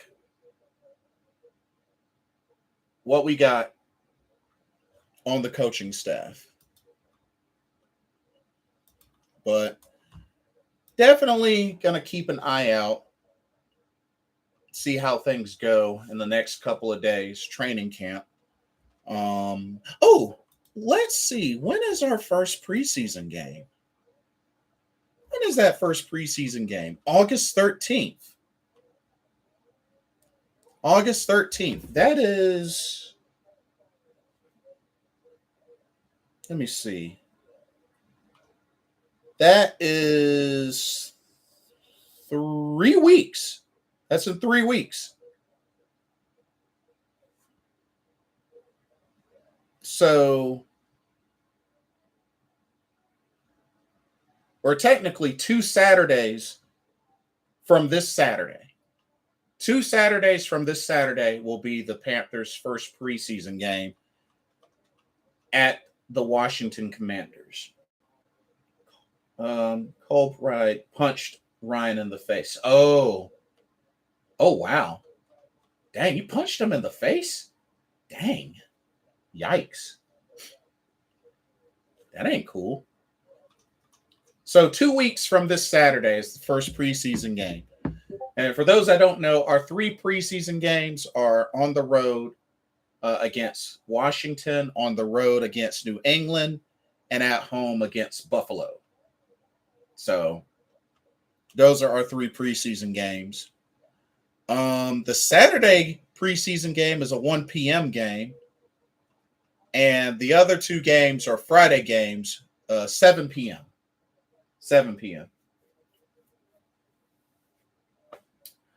Paul Pasqualoni was head coach at Syracuse University back when they last had a good team, when Donovan McNabb was his quarterback, when Syracuse was perennial. Ooh.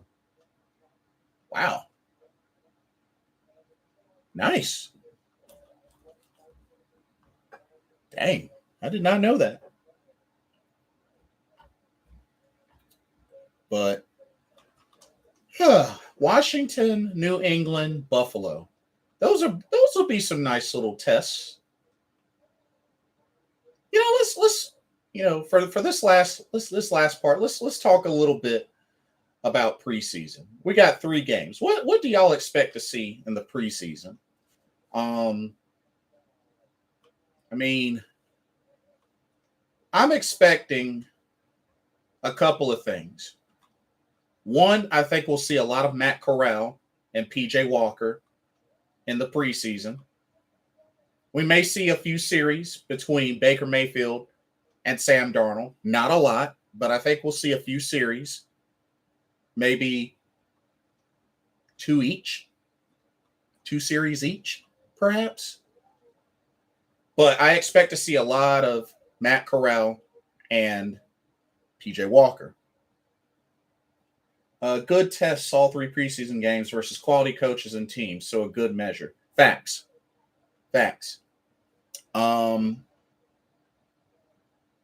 I expect to see, to get a glimpse of what wide receivers can potentially do some damage in the preseason. Looking at the depth of our O-line. On defense, looking at our draft picks, seeing some Brandon Smith, seeing some Amari Barno, seeing who can break out between those two. Some touches from Davion Nixon, Bravion Roy, get those folks, Phil Hoskins, get those folks going. Maybe some STO, some Keith Taylor, some Kalen Barnes. Another one of our draft picks. So I expect to see a lot of these guys. I mean, maybe a mixture of 1s and 2s a little bit, but just really seeing, I think the big thing, Matt Corral. I think we'll see a lot from Matt Corral. I hope to. I hope to see a good amount of work from Matt Corral. Oh, Paul says Darnold plays a half in the opener. Baker plays the third quarter. And in game 2, Baker plays first half and Darnold playing third quarter. Game 3 will be PJ and Corral splitting time at quarterback with few starters even dressing in game 3. You know what? That's not a bad plan. Eric says, me too, man. Yeah, you ready to see your squad out in preseason? Well, shoot, let's take a look. Who do y'all play? The Dolphins, Titans, and the Colts. Oh, those are y'all's preseason games. Okay. Dolphins, Titans, Colts. Right on. But yeah, Paul, I like that. You know what? I actually like that. First game, Darnold plays a half. Baker plays third quarter. And I guess fourth quarter between PJ and Corral to finish out fourth quarter. You know, maybe you have one of them play the fourth quarter and in game 2 have the other one play the fourth quarter. See, game 2, Baker plays first half, Darnold third quarter. And then between Corral and PJ, whoever didn't play first game can play that game. Or they could split it. They could split. Maybe alternate series in the fourth quarter. I don't know. And game 3, PJ and Corral splitting time. Yeah. Think that might be a good game. The Panthers and Washington. Well, they're the Commanders now. Yeah, they're the Commanders now. But yeah, a lot of people still like the Redskins more. But game 1, Corral plays fourth quarter. Game 2, PJ plays fourth quarter, and then they split halves in the final. I'm totally down with that plan, Paul. I like that plan. I think that's a fair plan. Okay, so that's for quarterback play. How about running backs? Do you let Christian McCaffrey take a series?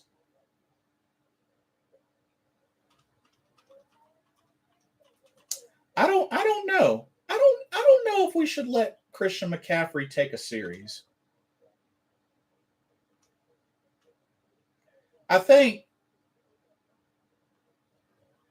Honestly, I think it probably would be best if we get a lot more eyes on Dante Foreman and Chuba Hubbard. They also picked up a Darius Bradwell, so probably see a lot of him.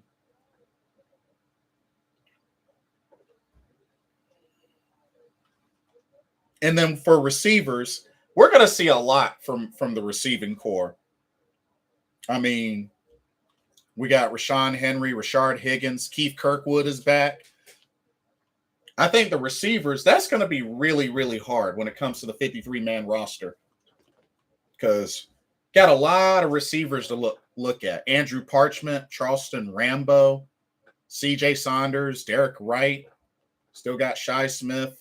Like, they got a lot of receivers to look at. Paul says, I'm emailing Matt Rule and McAdoo with your approval, the preseason schedule, quarterback schedule. Oh, yeah. I like it. No, I actually like it. But, yeah, this receiving core, like, it'll be interesting to see who breaks out in preseason because I think that's going to equal the receivers, that receiver making the squad. Or at least the practice squad. Because I'm sure a few are going to make the practice squad still. Paul says, I like to see Dante Foreman and Chuba Hubbard split reps in the first half of the first 2 preseason games. So definitely no Christian McCaffrey touches, which, is probably a good idea. No Christian McCaffrey touches. Maybe C-Mac gets 1 series in week 1 and week 2. 1 series, okay. If anything, maybe a handoff or 2, passing game. But yeah, 1 or 2 series probably is a fair point. It's definitely a fair point. And like I said, for receivers, we already have an idea what we have out of DJ Moore, Robbie Anderson. Like I said, I'm sure we're going to see some Terrace Marshall. For those that have watched the Browns play, there's kind of sort of an idea of Rashard Higgins. But there's so many other names on here, Andrew Parchment, Charleston Rambo. Are we gonna see CJ Saunders? We're gonna see some Shi Smith, Derek Wright. There's a lot of receivers to look at. As for tight ends, I'm sure we're going to see a combination of a lot of tight ends. Colin Thompson, Ian Thomas, Tommy Tremble. We still got Steven Sullivan. Got 2 rookies, Jared Scott and Josh Babbitts. So have to see if a tight end outside of Ian Thomas and Tommy Tremble, we'll have to see if one of these other tight ends can make some noise, like a Colin Thompson, who has caught a touchdown for Carolina. Steven Sullivan, Colin Thompson, has 3 years under his belt, so we'll probably end up seeing a final 3 of Ian Thompson or Ian Thomas, Tommy Tremble, Colin Thompson, probably. Paul says Terrace Marshall, Higgins, Zylstra, Shi Smith, Kirkwood, CJ Saunders, who like as a sleeper wide receiver to make the 53-man roster. Yeah. CJ Saunders, I hear, is a speedster. So could potentially be a deep threat. We'll see. Eric says, well, honestly, what? Oh, I guess he's going to fix it. Oh. But yeah, Kirkwood has some years, but I know Kirkwood has dealt with injury, so it'll be interesting to see if he can get on track.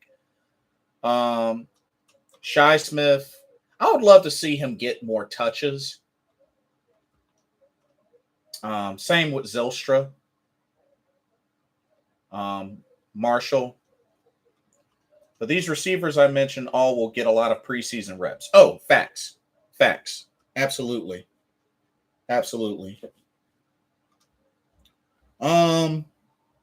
And like I said, the O-line, I think we're going to see some chemistry start to build on the O-line. And then also a big focus is looking at the depth of the O-line. We have to see about Deontay Brown. We have to see about a Sam Tecklenburg. We still have Dennis Daly. We still have Pat Elflein. We got Cade Mays. Remember, we drafted Cade Mays. We'll probably get a chance to look at Cade Mays. He's signed. So it'll be a good opportunity to see what the depth of the O-line looks like. Eric says, see how Baker Mayfield going to do, but don't kind of imagine stuff for me. He's just a kid, but he's got a pretty good arm. So I think both of them do good. Baker Mayfield is getting a fresh start, has some playoff experience and, coming off of the recovery on his non-throwing shoulder. We have to see how he does. Also, his attitude and everything. Just he could potentially break out into a leader on this team. I think he's going to bring a lot of fire. I think he's going to bring a lot of passion. Something that I still don't believe Sam Darnold has. And I feel like the last quarterback that we had that passion, that fire, was Cam Newton. So I think Baker Mayfield will definitely help bring forth a new culture with the Carolina Panthers. Now, whether he stays, that's ultimately gonna be a question we find out at the end of the season. Paul says, I think Mays takes Deontay Brown's final offensive line spot on the 53-man roster due to his versatility and conditioning.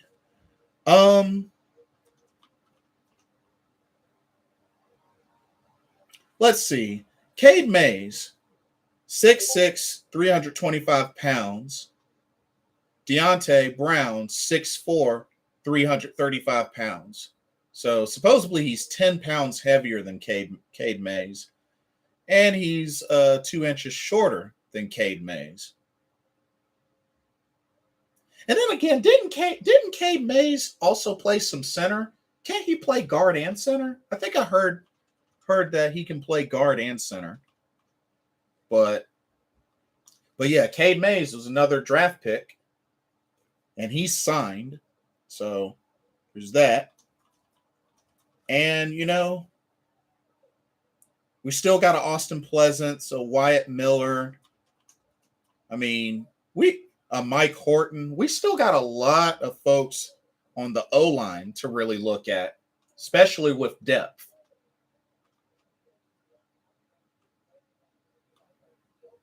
Pat Elflein, Pat Elflein can play guard and can play center. And who knows? We'll have to see if he would be still holding down that backup center spot, supposedly if Bradley Bozeman goes down. But a lot of folks on the O-line to look at, especially with the depth. Paul says, I see 9 offensive linemen on the 53-man roster. Starters are Icky, Brady Christensen, Bozeman, Corbett, Moton. Backups, Cam Irving, Pat Elflein, Jordan, and Mays. Okay. That's a good prediction. What's up, Vietnam? Welcome to the stream.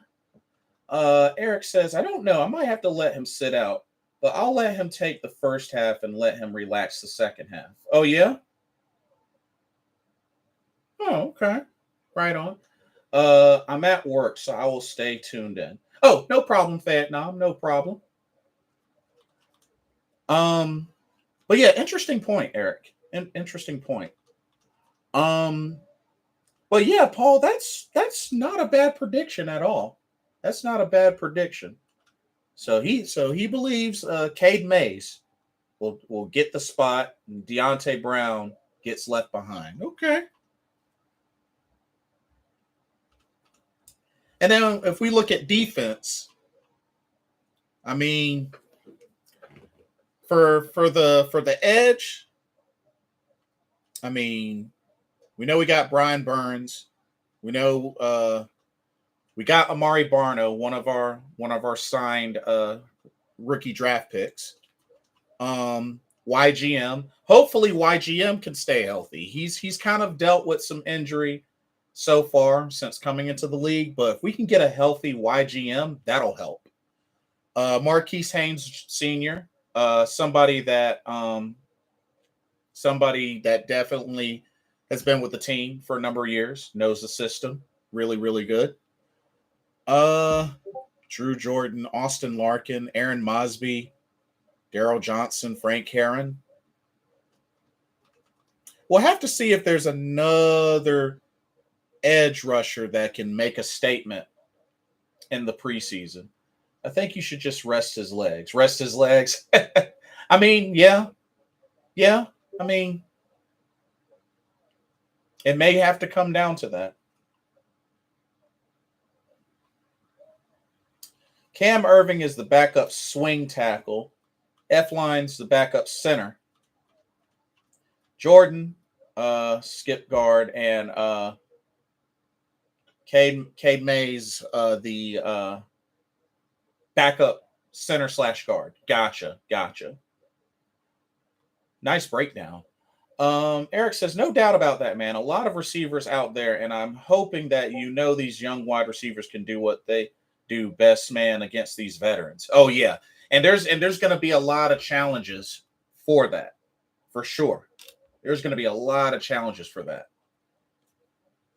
I can let some of the wide receivers play one half, and some of the others can play the other half. That's how I put it. Interesting. Fandom says Irving should be cut next year. Yeah, I believe that's the case because I think he was brought on for I think it was a 3-year contract, if I remember correctly. 3-year contract. So I believe you're right, Fandom. Yeah, I believe you're right. Let's see. Oh man, I think I might have to sneeze. I'm trying to hold it. Okay, I think I'm good. On the defensive interior, the defensive tackles, like I said, we might be adding Sheldon. We might be adding him.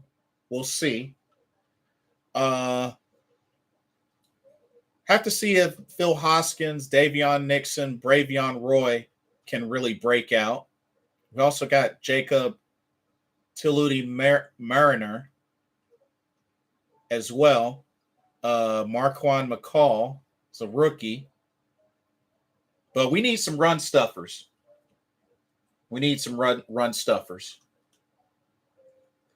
Eric says, and to me, for the rookie wide receivers, I'll let them play in the preseason, see how they do. Then I'll play my preseason half for the next team. Oh yeah, that's a good strategy. Paul says, I believe both Irving and F-Line contracts are up after 2022, and is likely their last season on the Panthers. Yeah, that's right. That does include F-Line as well. Eric says, what's the guy's name that played for Alabama for number 1? I think he's on the Eagles. He's pretty good wide receiver, but just never seen him really play like that. That would be Devontae Smith. I know who you're talking about. Yeah, Devontae Smith.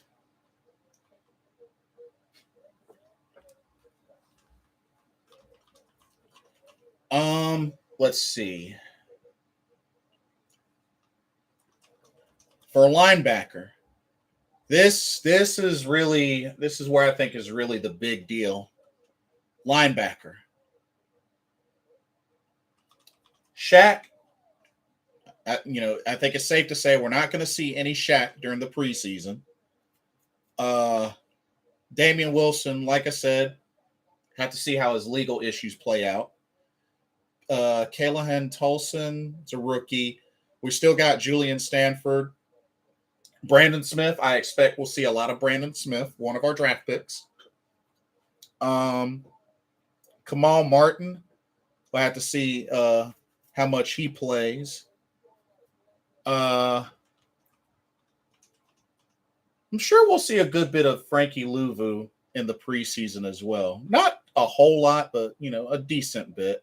Corey Littleton, which he's a veteran. So, if anything, I think a lot of the young guys at linebacker are going to get looked at. The Kamal Martins, the Brandon Smiths, the Kalen Tolsons. I think that's what's probably going to happen there. Fonte Smith is the Eagles wide receiver who had a nice rookie season last year and a budding star. Yeah. That was a good pickup. For the Eagles getting Devontae Smith. Paul says, is linebacker Barr from the Vikings still out there in free agency? You know what? Let's find out.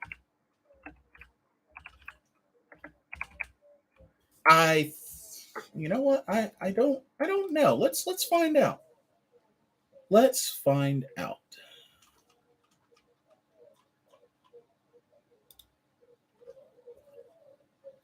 Yeah, let's find out. Okay. Linebacker. Anthony Barr? Yes, Anthony Barr is still available. Yeah, he's still available.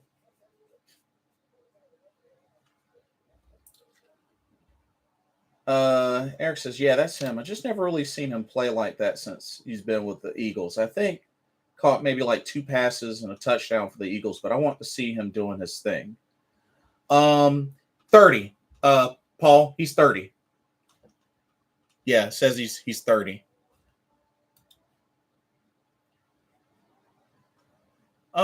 Speaking of Devontae Smith, let me see how he did last season.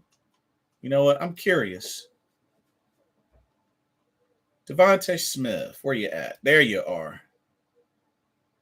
Oh yeah, actually, he almost got 1,000 yards receiving last season, Eric.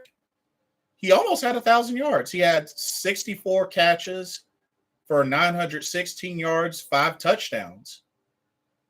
So he had a decent rookie year. Had a decent rookie year. Almost got 1,000. He almost got 1,000 yards receiving. So hey, he did a little something.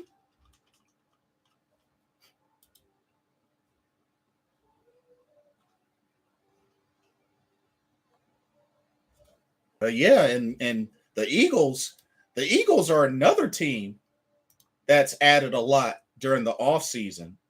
The Eagles, shoot. They drafted Carson Strong. Got AJ Brown, Jalen Reagor, Devontae Smith. I mean, they got Devontae Smith.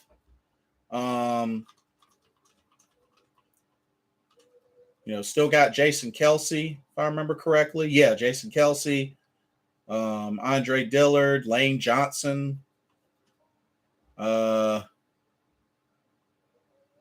Cox, Nakobe. Oh, yeah, that's right. They did draft Nakobe Dean. That's right. They drafted Nakobe Dean. They got Hassan Reddick. Used to be with us. Lastly, they picked up James Bradbury. So their defense improved. They picked up James Bradbury.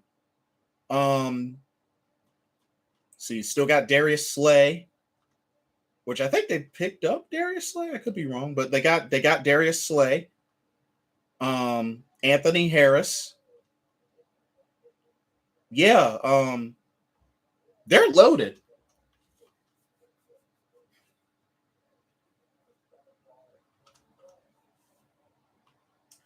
Yeah, that was yeah, you were close, Paul. Definitely was close. Yeah, Eagles are loaded. Yeah. Drafted Jay Davis, Nakobe Dean, signed Hassan Reddick, James Bradbury, and safety Tart. Oh yeah, Jaquiski Tart. That's right. Yeah. Yeah, Jaquiski Tart. 8-year veteran. Yeah, so the Eagles, they went to work in the offseason. And my brother, he's an Eagles fan. So they went to work this offseason. So Eagles, and you got to remember the Eagles finished second in the NFC East, and they made it to the playoffs. So I mean, hey.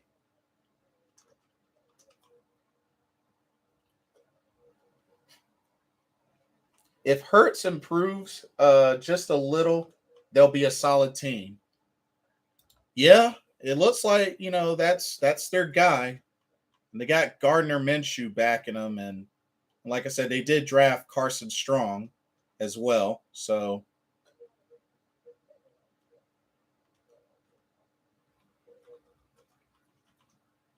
yeah, they're looking pretty solid.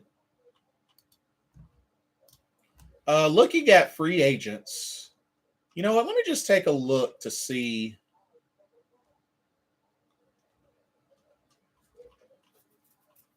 I mean, as far as linebacker, personally, free agent linebackers, I still wouldn't mind considering a Dante Hightower. Mactown Tony, what's good? RIP to 704 to Great. What's up with the Panthers Nation of the whole Blitzball Champ family? Good to see you. Welcome to the stream. But yeah, just now that you're here, Mactown Tony, what are your thoughts on the Bucs getting wide receiver Julio Jones for a year? What are your thoughts on that? Paul says wide receivers Devontae Smith, AJ Brown, Q Watkins, Jalen Reagor, tight end Godart, and running back Sanders and Gainwell so they are loaded. Yeah, they're definitely loaded.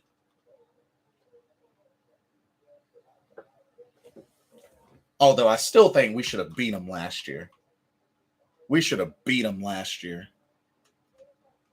But that's just me. I still think we should have beat them last year. Joe Valesco, what is your favorite alternate helmet?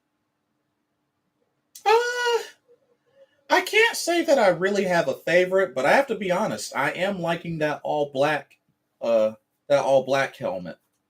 I'm liking that all black helmet. That looks cool. That does look pretty cool. But I can't say that I have a favorite alternate so far. I've liked the Carolina Panthers uniforms as a whole. We got some cool uniforms. I like the color rush. Definitely like the color rush. I like the all black uniforms. So I've always thought Carolina Panthers had a solid barrage of uniforms. Paul believes KJ Wright is still out there in free agency. He is.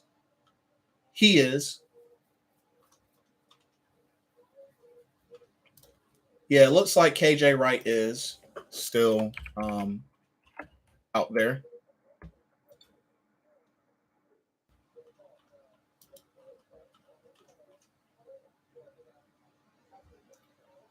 But I think the last thing that was talked about was perhaps Seahawks maybe discussing a return.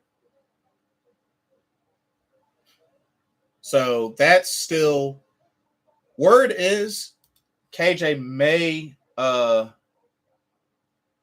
may be considering a return to the Seahawks. Paul says yes, Panthers lost that game versus the Eagles for sure, which turned around the Eagles season and made the Panthers real. Yeah. Bengals white helmet looks awesome. Matttown Tony says they got to do that. Our defense is going to shut down a lot of passing plays down. I'm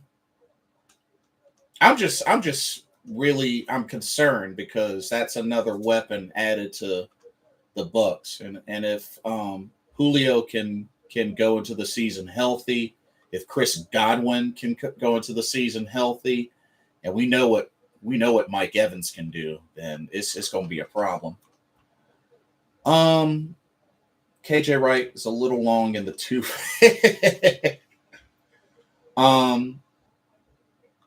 Why is KK still a free agent? Yeah, I think Paul said it. Health for KK. He's missed basically the last 3 seasons due to his career basically over. Yeah, I'm not sure if KK can really bounce back. I don't know if he could bounce back. Same thing with Gerald McCoy. I don't know if Gerald McCoy could ever bounce back. I read that Dante Hightower's re-signing with the Patriots. Boo. But yeah, Joel makes a good point. KJ Wright only wants to play in Seattle. Yeah, I heard that word is that he wants to go back home. So yeah, that might be hard for him to come to Carolina. Mactown Tony says we match up very well with that Tampa wide receiving core. If I remember correctly, and I think as Paul was saying, and Paul, correct me if I get this wrong, I think the idea is J.C. Horn on Mike Evans, Dante Jackson on Chris Godwin, C.J. Henderson on Julio Jones. Did I get that right? I think that's what it's looking like. And Mactown Tony, don't forget, they also got a Russell Gage as well from Atlanta, who can give you at least a good 700 yards receiving in a season. They also have Brashard Perryman as well. So they got kind of a wide receiving core. And remember, they also picked up Kyle Rudolph, who is a veteran. So I mean, it's been a while since he's put up giant numbers, but Kyle Rudolph is still a veteran, and I see it as mainly the Gronk replacement. This is pretty much the Gronk replacement.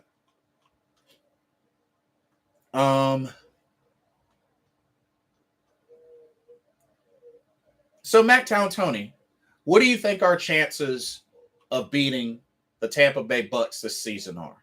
Because we haven't beaten the Bucs since 2018, which was the London game, if I remember correctly, was the London game. But yeah, we haven't beaten the Bucs since 2018, since the Tom Brady and Tampa Bay era.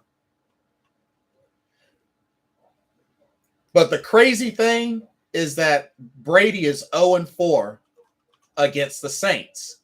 The Saints have his number. It's crazy.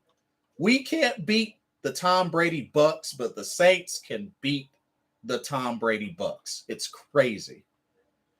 Mactown Tony says split. I really hope we can at least split with the Bucs. That would be huge. That would be huge if we could split with the Bucs. That would be big for us. There will be veteran linebackers released this summer. For as far as for the inside, I know there's AJ Johnson, there's Anthony Hitchens, Joe Schobert. I mean, AJ Klein, I like AJ Klein, but he's more of an outside linebacker.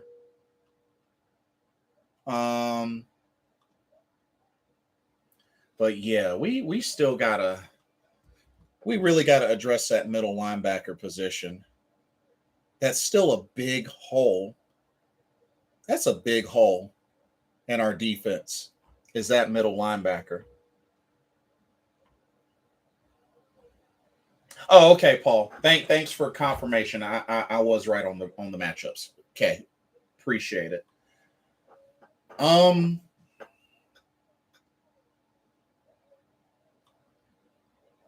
You know what? Bump it. Let's break down those matchups, Paul. You know what? Let's talk about those matchups.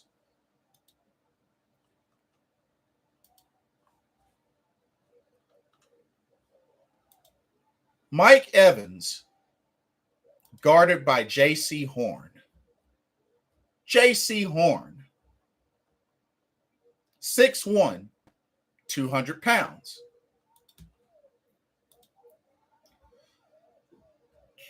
Mike Evans, 6'5", 231 pounds.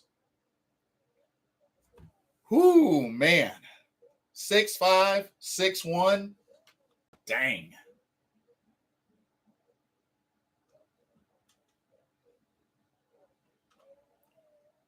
Whoo.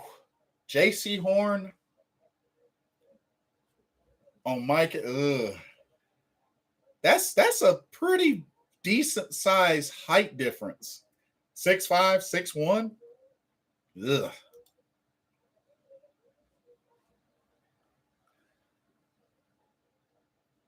If we stop the Bucs run game, we can hang with them. Yeah, that'll be a big thing. Stopping the run, that'll definitely be a big thing. Mactown Tony says Dante got Mike Evans. Oh, so you would put Dante Jackson on Mike Evans. Interesting. Ugh. And that's another height mismatch. Dante's 5'10". Mike Evans is 6'5". I mean, Dante has, has speed on him. My whole thing is Dante gets burnt deep every now and then. He gets burnt deep every now and then. And a jump ball or a red zone, I don't know if Dante's winning that against Mike Evans. I could be wrong. I hope I'm wrong, but ugh. But he is aggressive, which is true. And I mean, for the record, when it comes to interceptions, Dante Jackson is up there on the Panther squad. I mean, he's done well on interceptions. Who don't get burnt? I mean, yeah, it's going to happen.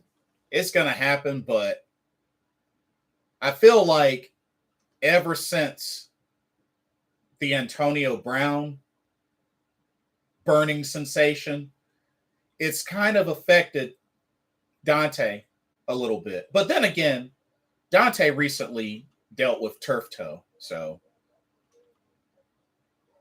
if we get a healthy Dante Jackson, then that's one thing. But I know he dealt with turf toe, and I think one year he dealt with a little bit of a groin injury. So we get him back healthy. Yeah. But okay, Mactown Tony has Dante guarding Mike Evans. Paul has J.C. Horn guarding Mike Evans. Interesting. This is good. This is a good debate. This is a really good debate. Paul says my bold prediction for 2022 is that the Bucs and Bucs and Tampa Bay fail to make the playoffs. Ooh, you believe the Bucs will fail to make the playoffs? Ooh. Yeah, that's what I'm saying. He's good. Obviously, our man just never seen him. Only never see the quarterback.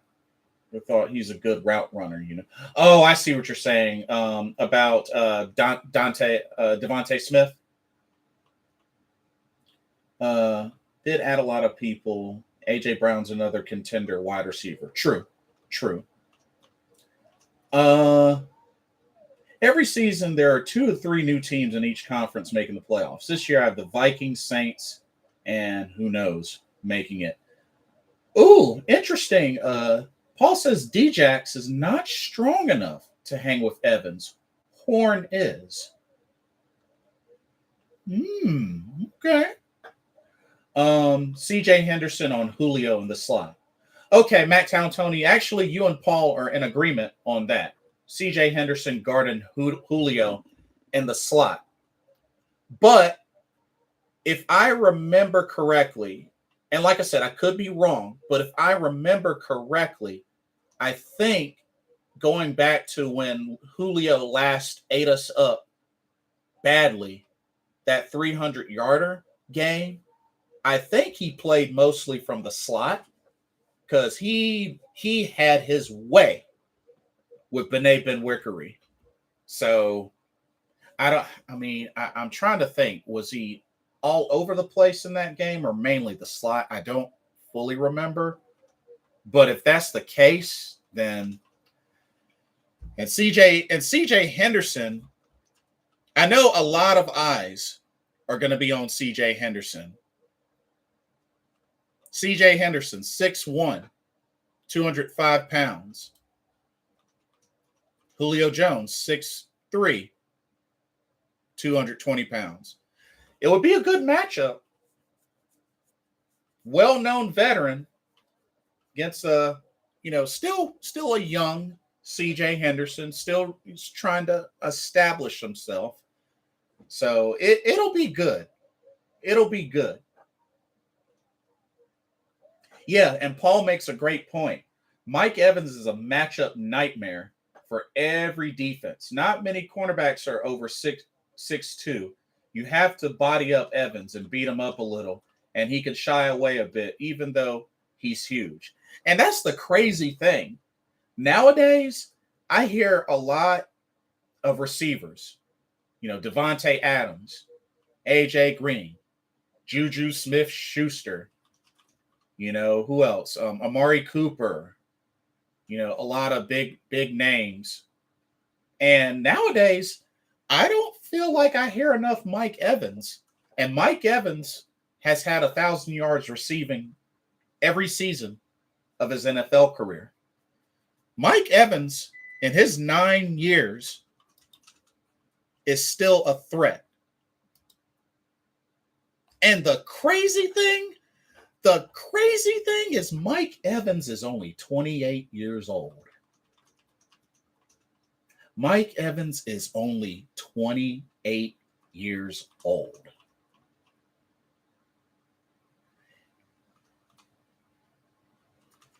That's scary.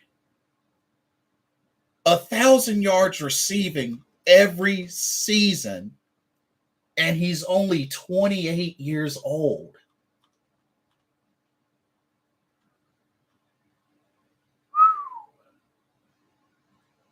That's scary.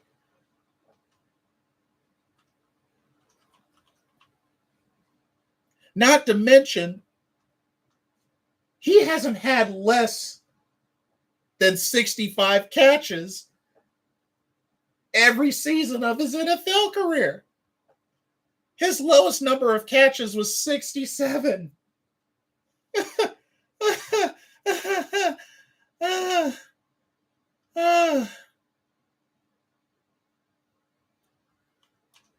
And Matt Town Tony said it best. And we chose Kelvin Benjamin over him. We chose Kelvin Benjamin over him.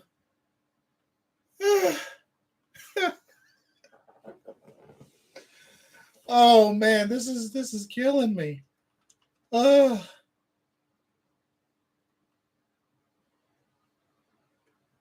to mention, Mike Evans has been healthy throughout his NFL career.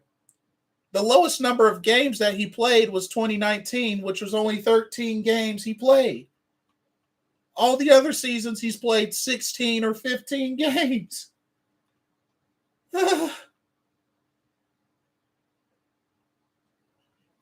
Some of the years, his touchdown numbers weren't high.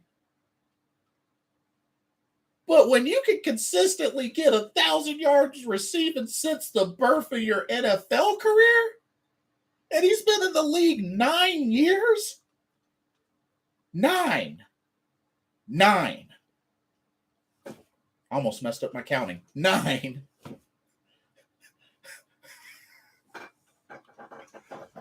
Oh, man.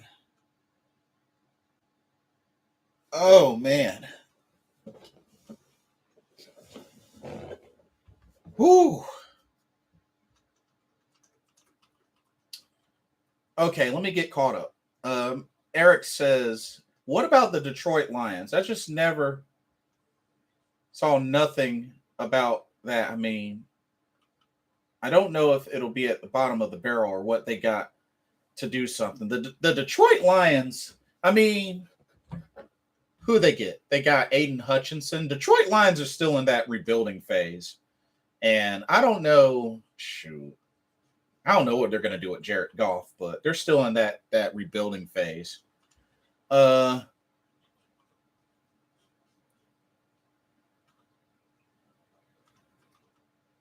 Could even see Keith Taylor on Evans a few times. Ooh, I don't know if that's a good idea.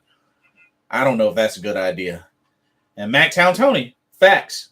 We let James Bradbury go, who best defended him.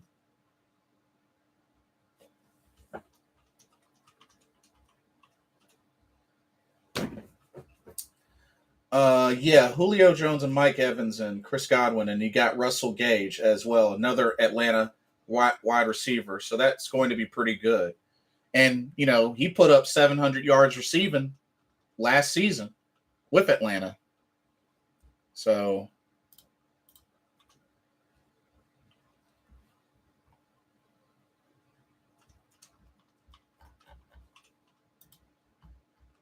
but goodness gracious. Like, wow.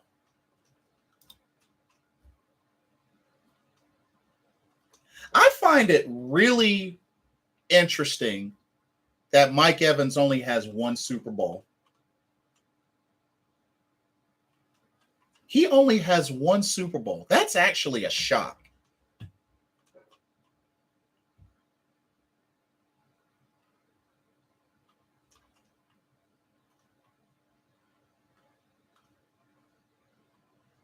And not to mention, Mike Evans currently holds the record for most consecutive 1,000-yard receiving seasons to start a career. He holds that record.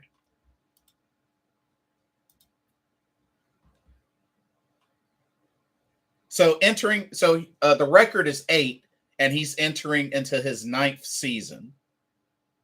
He's entering into his 9th season, and he still holds the record. 8 straight 1,000-yard receiving seasons to start a career.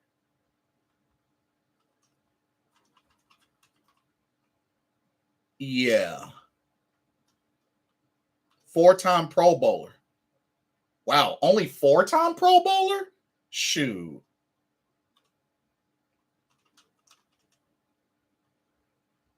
I kind of feel for him. I'm kind of shocked that he only has one Super Bowl. That's crazy.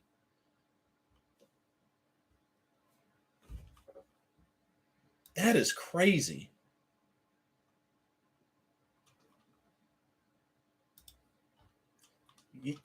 And the dude is 6'5".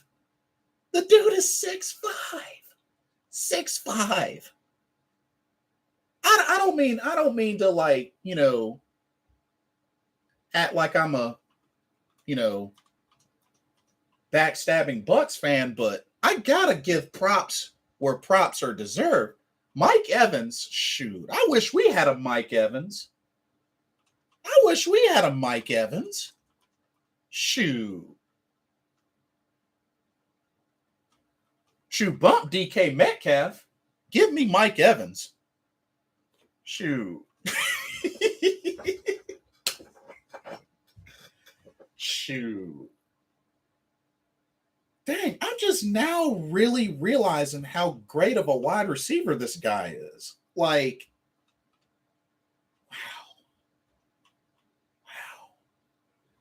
wow. JC is better to cover Chris Godwin. Oh yeah, you would put JC on Chris Godwin. Panthers should look to pick up Bucs receiver Scotty Miller or Brashard Perryman, who may not make their roster. Oh, you don't think Brashard Perryman will make their roster? Interesting.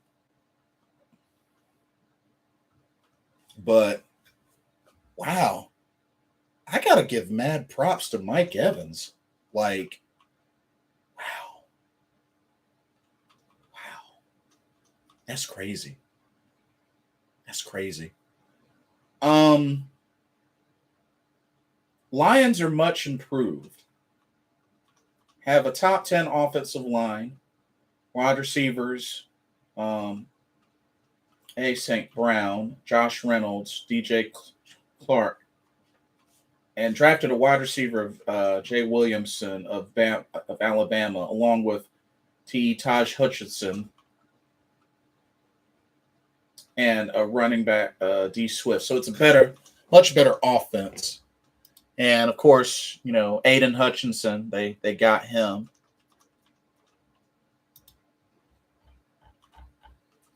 Or at least I think it was Aiden Hutchinson. It was Aiden Hutchinson, right? Yeah, Aiden Hutchinson. Yeah, that's right.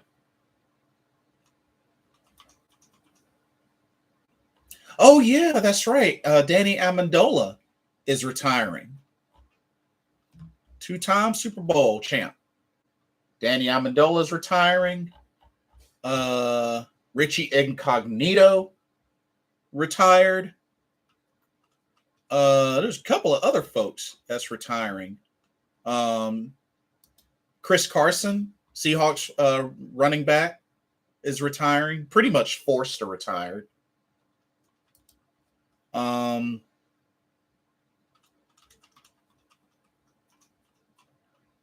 there was a number of other people that are retiring as well. New Orleans gave the Bucs a run for their money. Number 94 and number 97. I think the only two people that was born rushing Tom Brady every time you throw the ball, if we can block up those two. Remember, Bucs had average quarterback play before Tom Brady arrived with Jameis Winston. Put up big stats, but had a ton of interceptions. Oh, yeah, the Jameis Winston 30-30 season. The 30-30 season. Yeah, that was crazy. But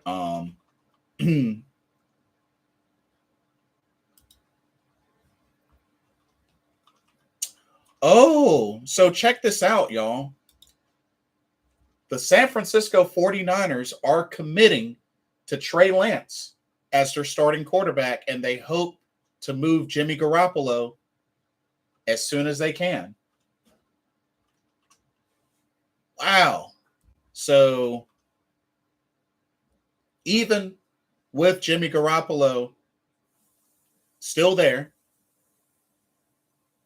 the expectation is to not only lock up a long-term deal for Deebo Samuel, but to also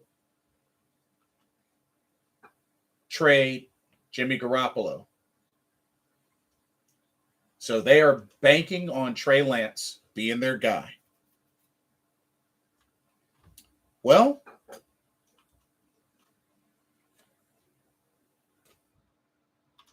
where do y'all think Jimmy Garoppolo ends up? Because that's going to be interesting. They're set on Trey Lance being their guy.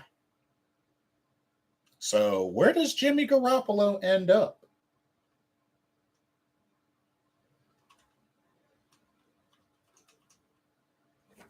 I mean, one would think Seattle, but Seattle's a division partner. Or not division partner, division rival. I mean, what other team is really in the need of a veteran quarterback? I mean, it's not the Bills, it's not the Dolphins, it's not the Patriots, it's not the Jets, it's not the Ravens, not the Bengals. I mean, the Browns, well, Browns possibly. I mean, but I guess they're rolling with Jacoby Brissett. Add me to retiring. Good show, Jason. I'm hitting the hay and have a good rest of the week. All right, Paul, you too. Thanks for coming through. Good discussions. Eric says it's not even a close matchup, man. That's like David versus Goliath or something. Yeah. That's fair. Um, Vietnam says we match up well with the Bucs. Our secondary will shut them down as long as the pass rush can get home. It's our run D that worries me. Uh, the run D, yeah, that is a worry. But I just the load of receivers though, Vietnam, Gage, Godwin, Perryman, Evans, Julio, like a healthy Julio, say they get a healthy Julio, a healthy Chris Godwin. Because even though Julio may have lost a step in speed and whatnot,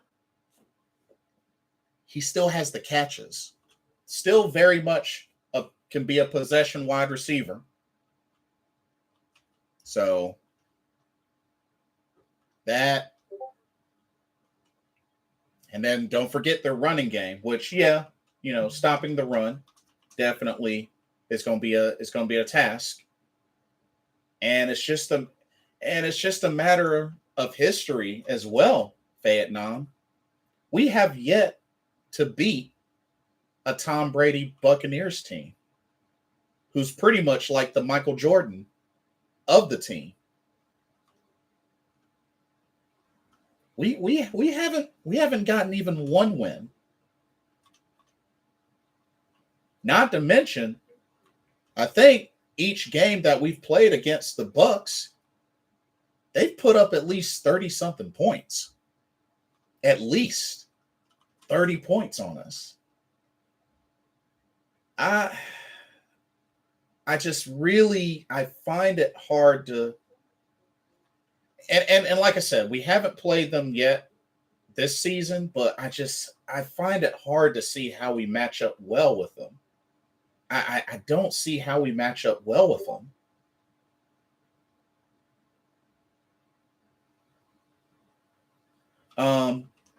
49ers won't win 6 to 7 games in 2022. 49ers lost starting center Alex Mack to retirement. That's the other person that retired. I knew there was somebody else that retired. And L. Tomlinson to the Jets. So you have a newbie quarterback and Lance behind a weakened interior O-line. It could get ugly. And Paul believes Jimmy G to the Cleveland Browns. It's still a possibility. But they did sign Josh Rosen to a 1-year deal. So I don't know. They signed Josh Rosen. So maybe, I don't know. Eric Evans says true. Yeah, like, I just feel like there's not enough evidence to where we should underestimate the Bucs. I don't think there's enough evidence yet.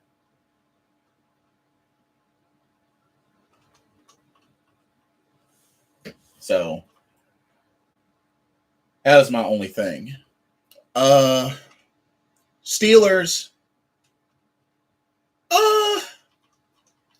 Nah, Steelers got, what do they got? Mitch Trubisky and Kenny Pickett. Don't see Jimmy G with the Steelers. The Bears. I guess the Bears are rolling with Justin Fields. Or do the Bears have any other quarterbacks? I don't think they do. Yeah, I guess they're going strong with Justin Fields. So I don't know if the Bears might consider a Jimmy Garoppolo, but they have a Justin Fields. Eric says no, he was all over the place. He was on the right side, then the left, and I think he was mostly on the right side, and then he came through the middle. Is this Julio Jones? Eric Evans? Which one? Let's see. The Lions have Jared Goff. Packers have Rodgers. The Vikings have Kirk Cousins. The Texans. You know what? What about Jimmy Garoppolo to the Texans? I mean, well, then again, they did get Kyle Allen. I guess. And they have Davis. Well, they got a young quarterback core. So I guess Davis Mills, Kyle Allen. I was thinking maybe the Texans could use a Jimmy Garoppolo, but the Colts, they got Matt Ryan. The Jacksonville Jaguars, I mean, Trevor Lawrence.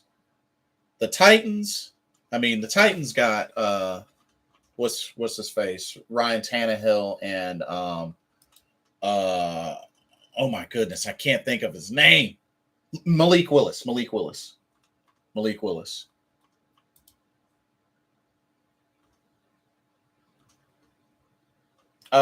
He's on his way to the Hall of Fame, man. Are you talking Mike Evans or Julio Jones? I assume you're talking Mike Evans. I take it.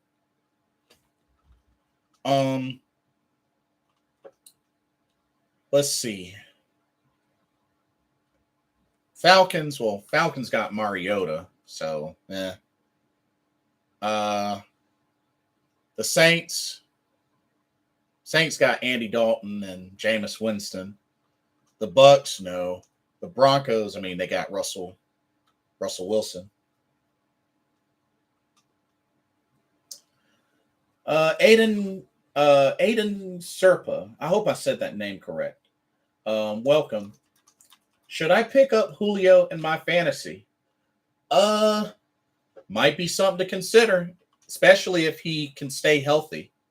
If he's healthy, perhaps. And he's going to be playing with Tom Brady? Perhaps. That's like going up against Randy Moss and Jerry Rice. That's a bad thing because they will cut you down, especially Randy Moss. One-hand catch over Jerry Rice. He rolling the outside to the middle. Two greats in Randy Moss and Jerry Rice. Indeed. The Chiefs, they got Patrick Mahomes. The Raiders got Derek Carr. The Chargers got Justin Herbert. The Cardinals, who just extended Kyler Murray to a big old contract, $230.5 million. Kyler Murray getting paid. Not the Rams, because they got Matthew Stafford. They just won the Super Bowl. In San Francisco, so realistically, Jimmy Garoppolo, the only teams that I could see Jimmy Garoppolo going to are the Browns. Oh, and I forgot. Wait, I forgot some teams. Cowboys. Well, Cowboys have dang, can't even say his name. What the heck?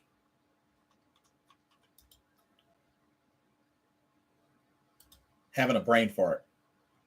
Dak Prescott. Dak Prescott. Cowboys got him. Giants. What about the Giants, actually? I know they got Tyrod Taylor, but, Daniel Jones. I'm not sure if they're sold on Daniel Jones, but could Jimmy Garoppolo go to the Giants, perhaps?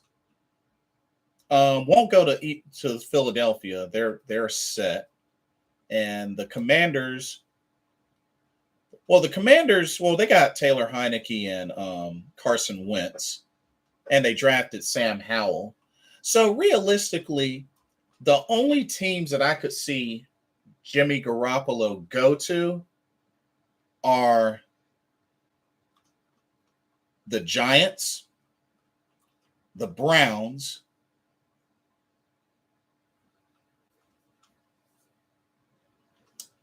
maybe the Texans, and the Seahawks. Those are really the only four teams that I could see landing a Jimmy Garoppolo.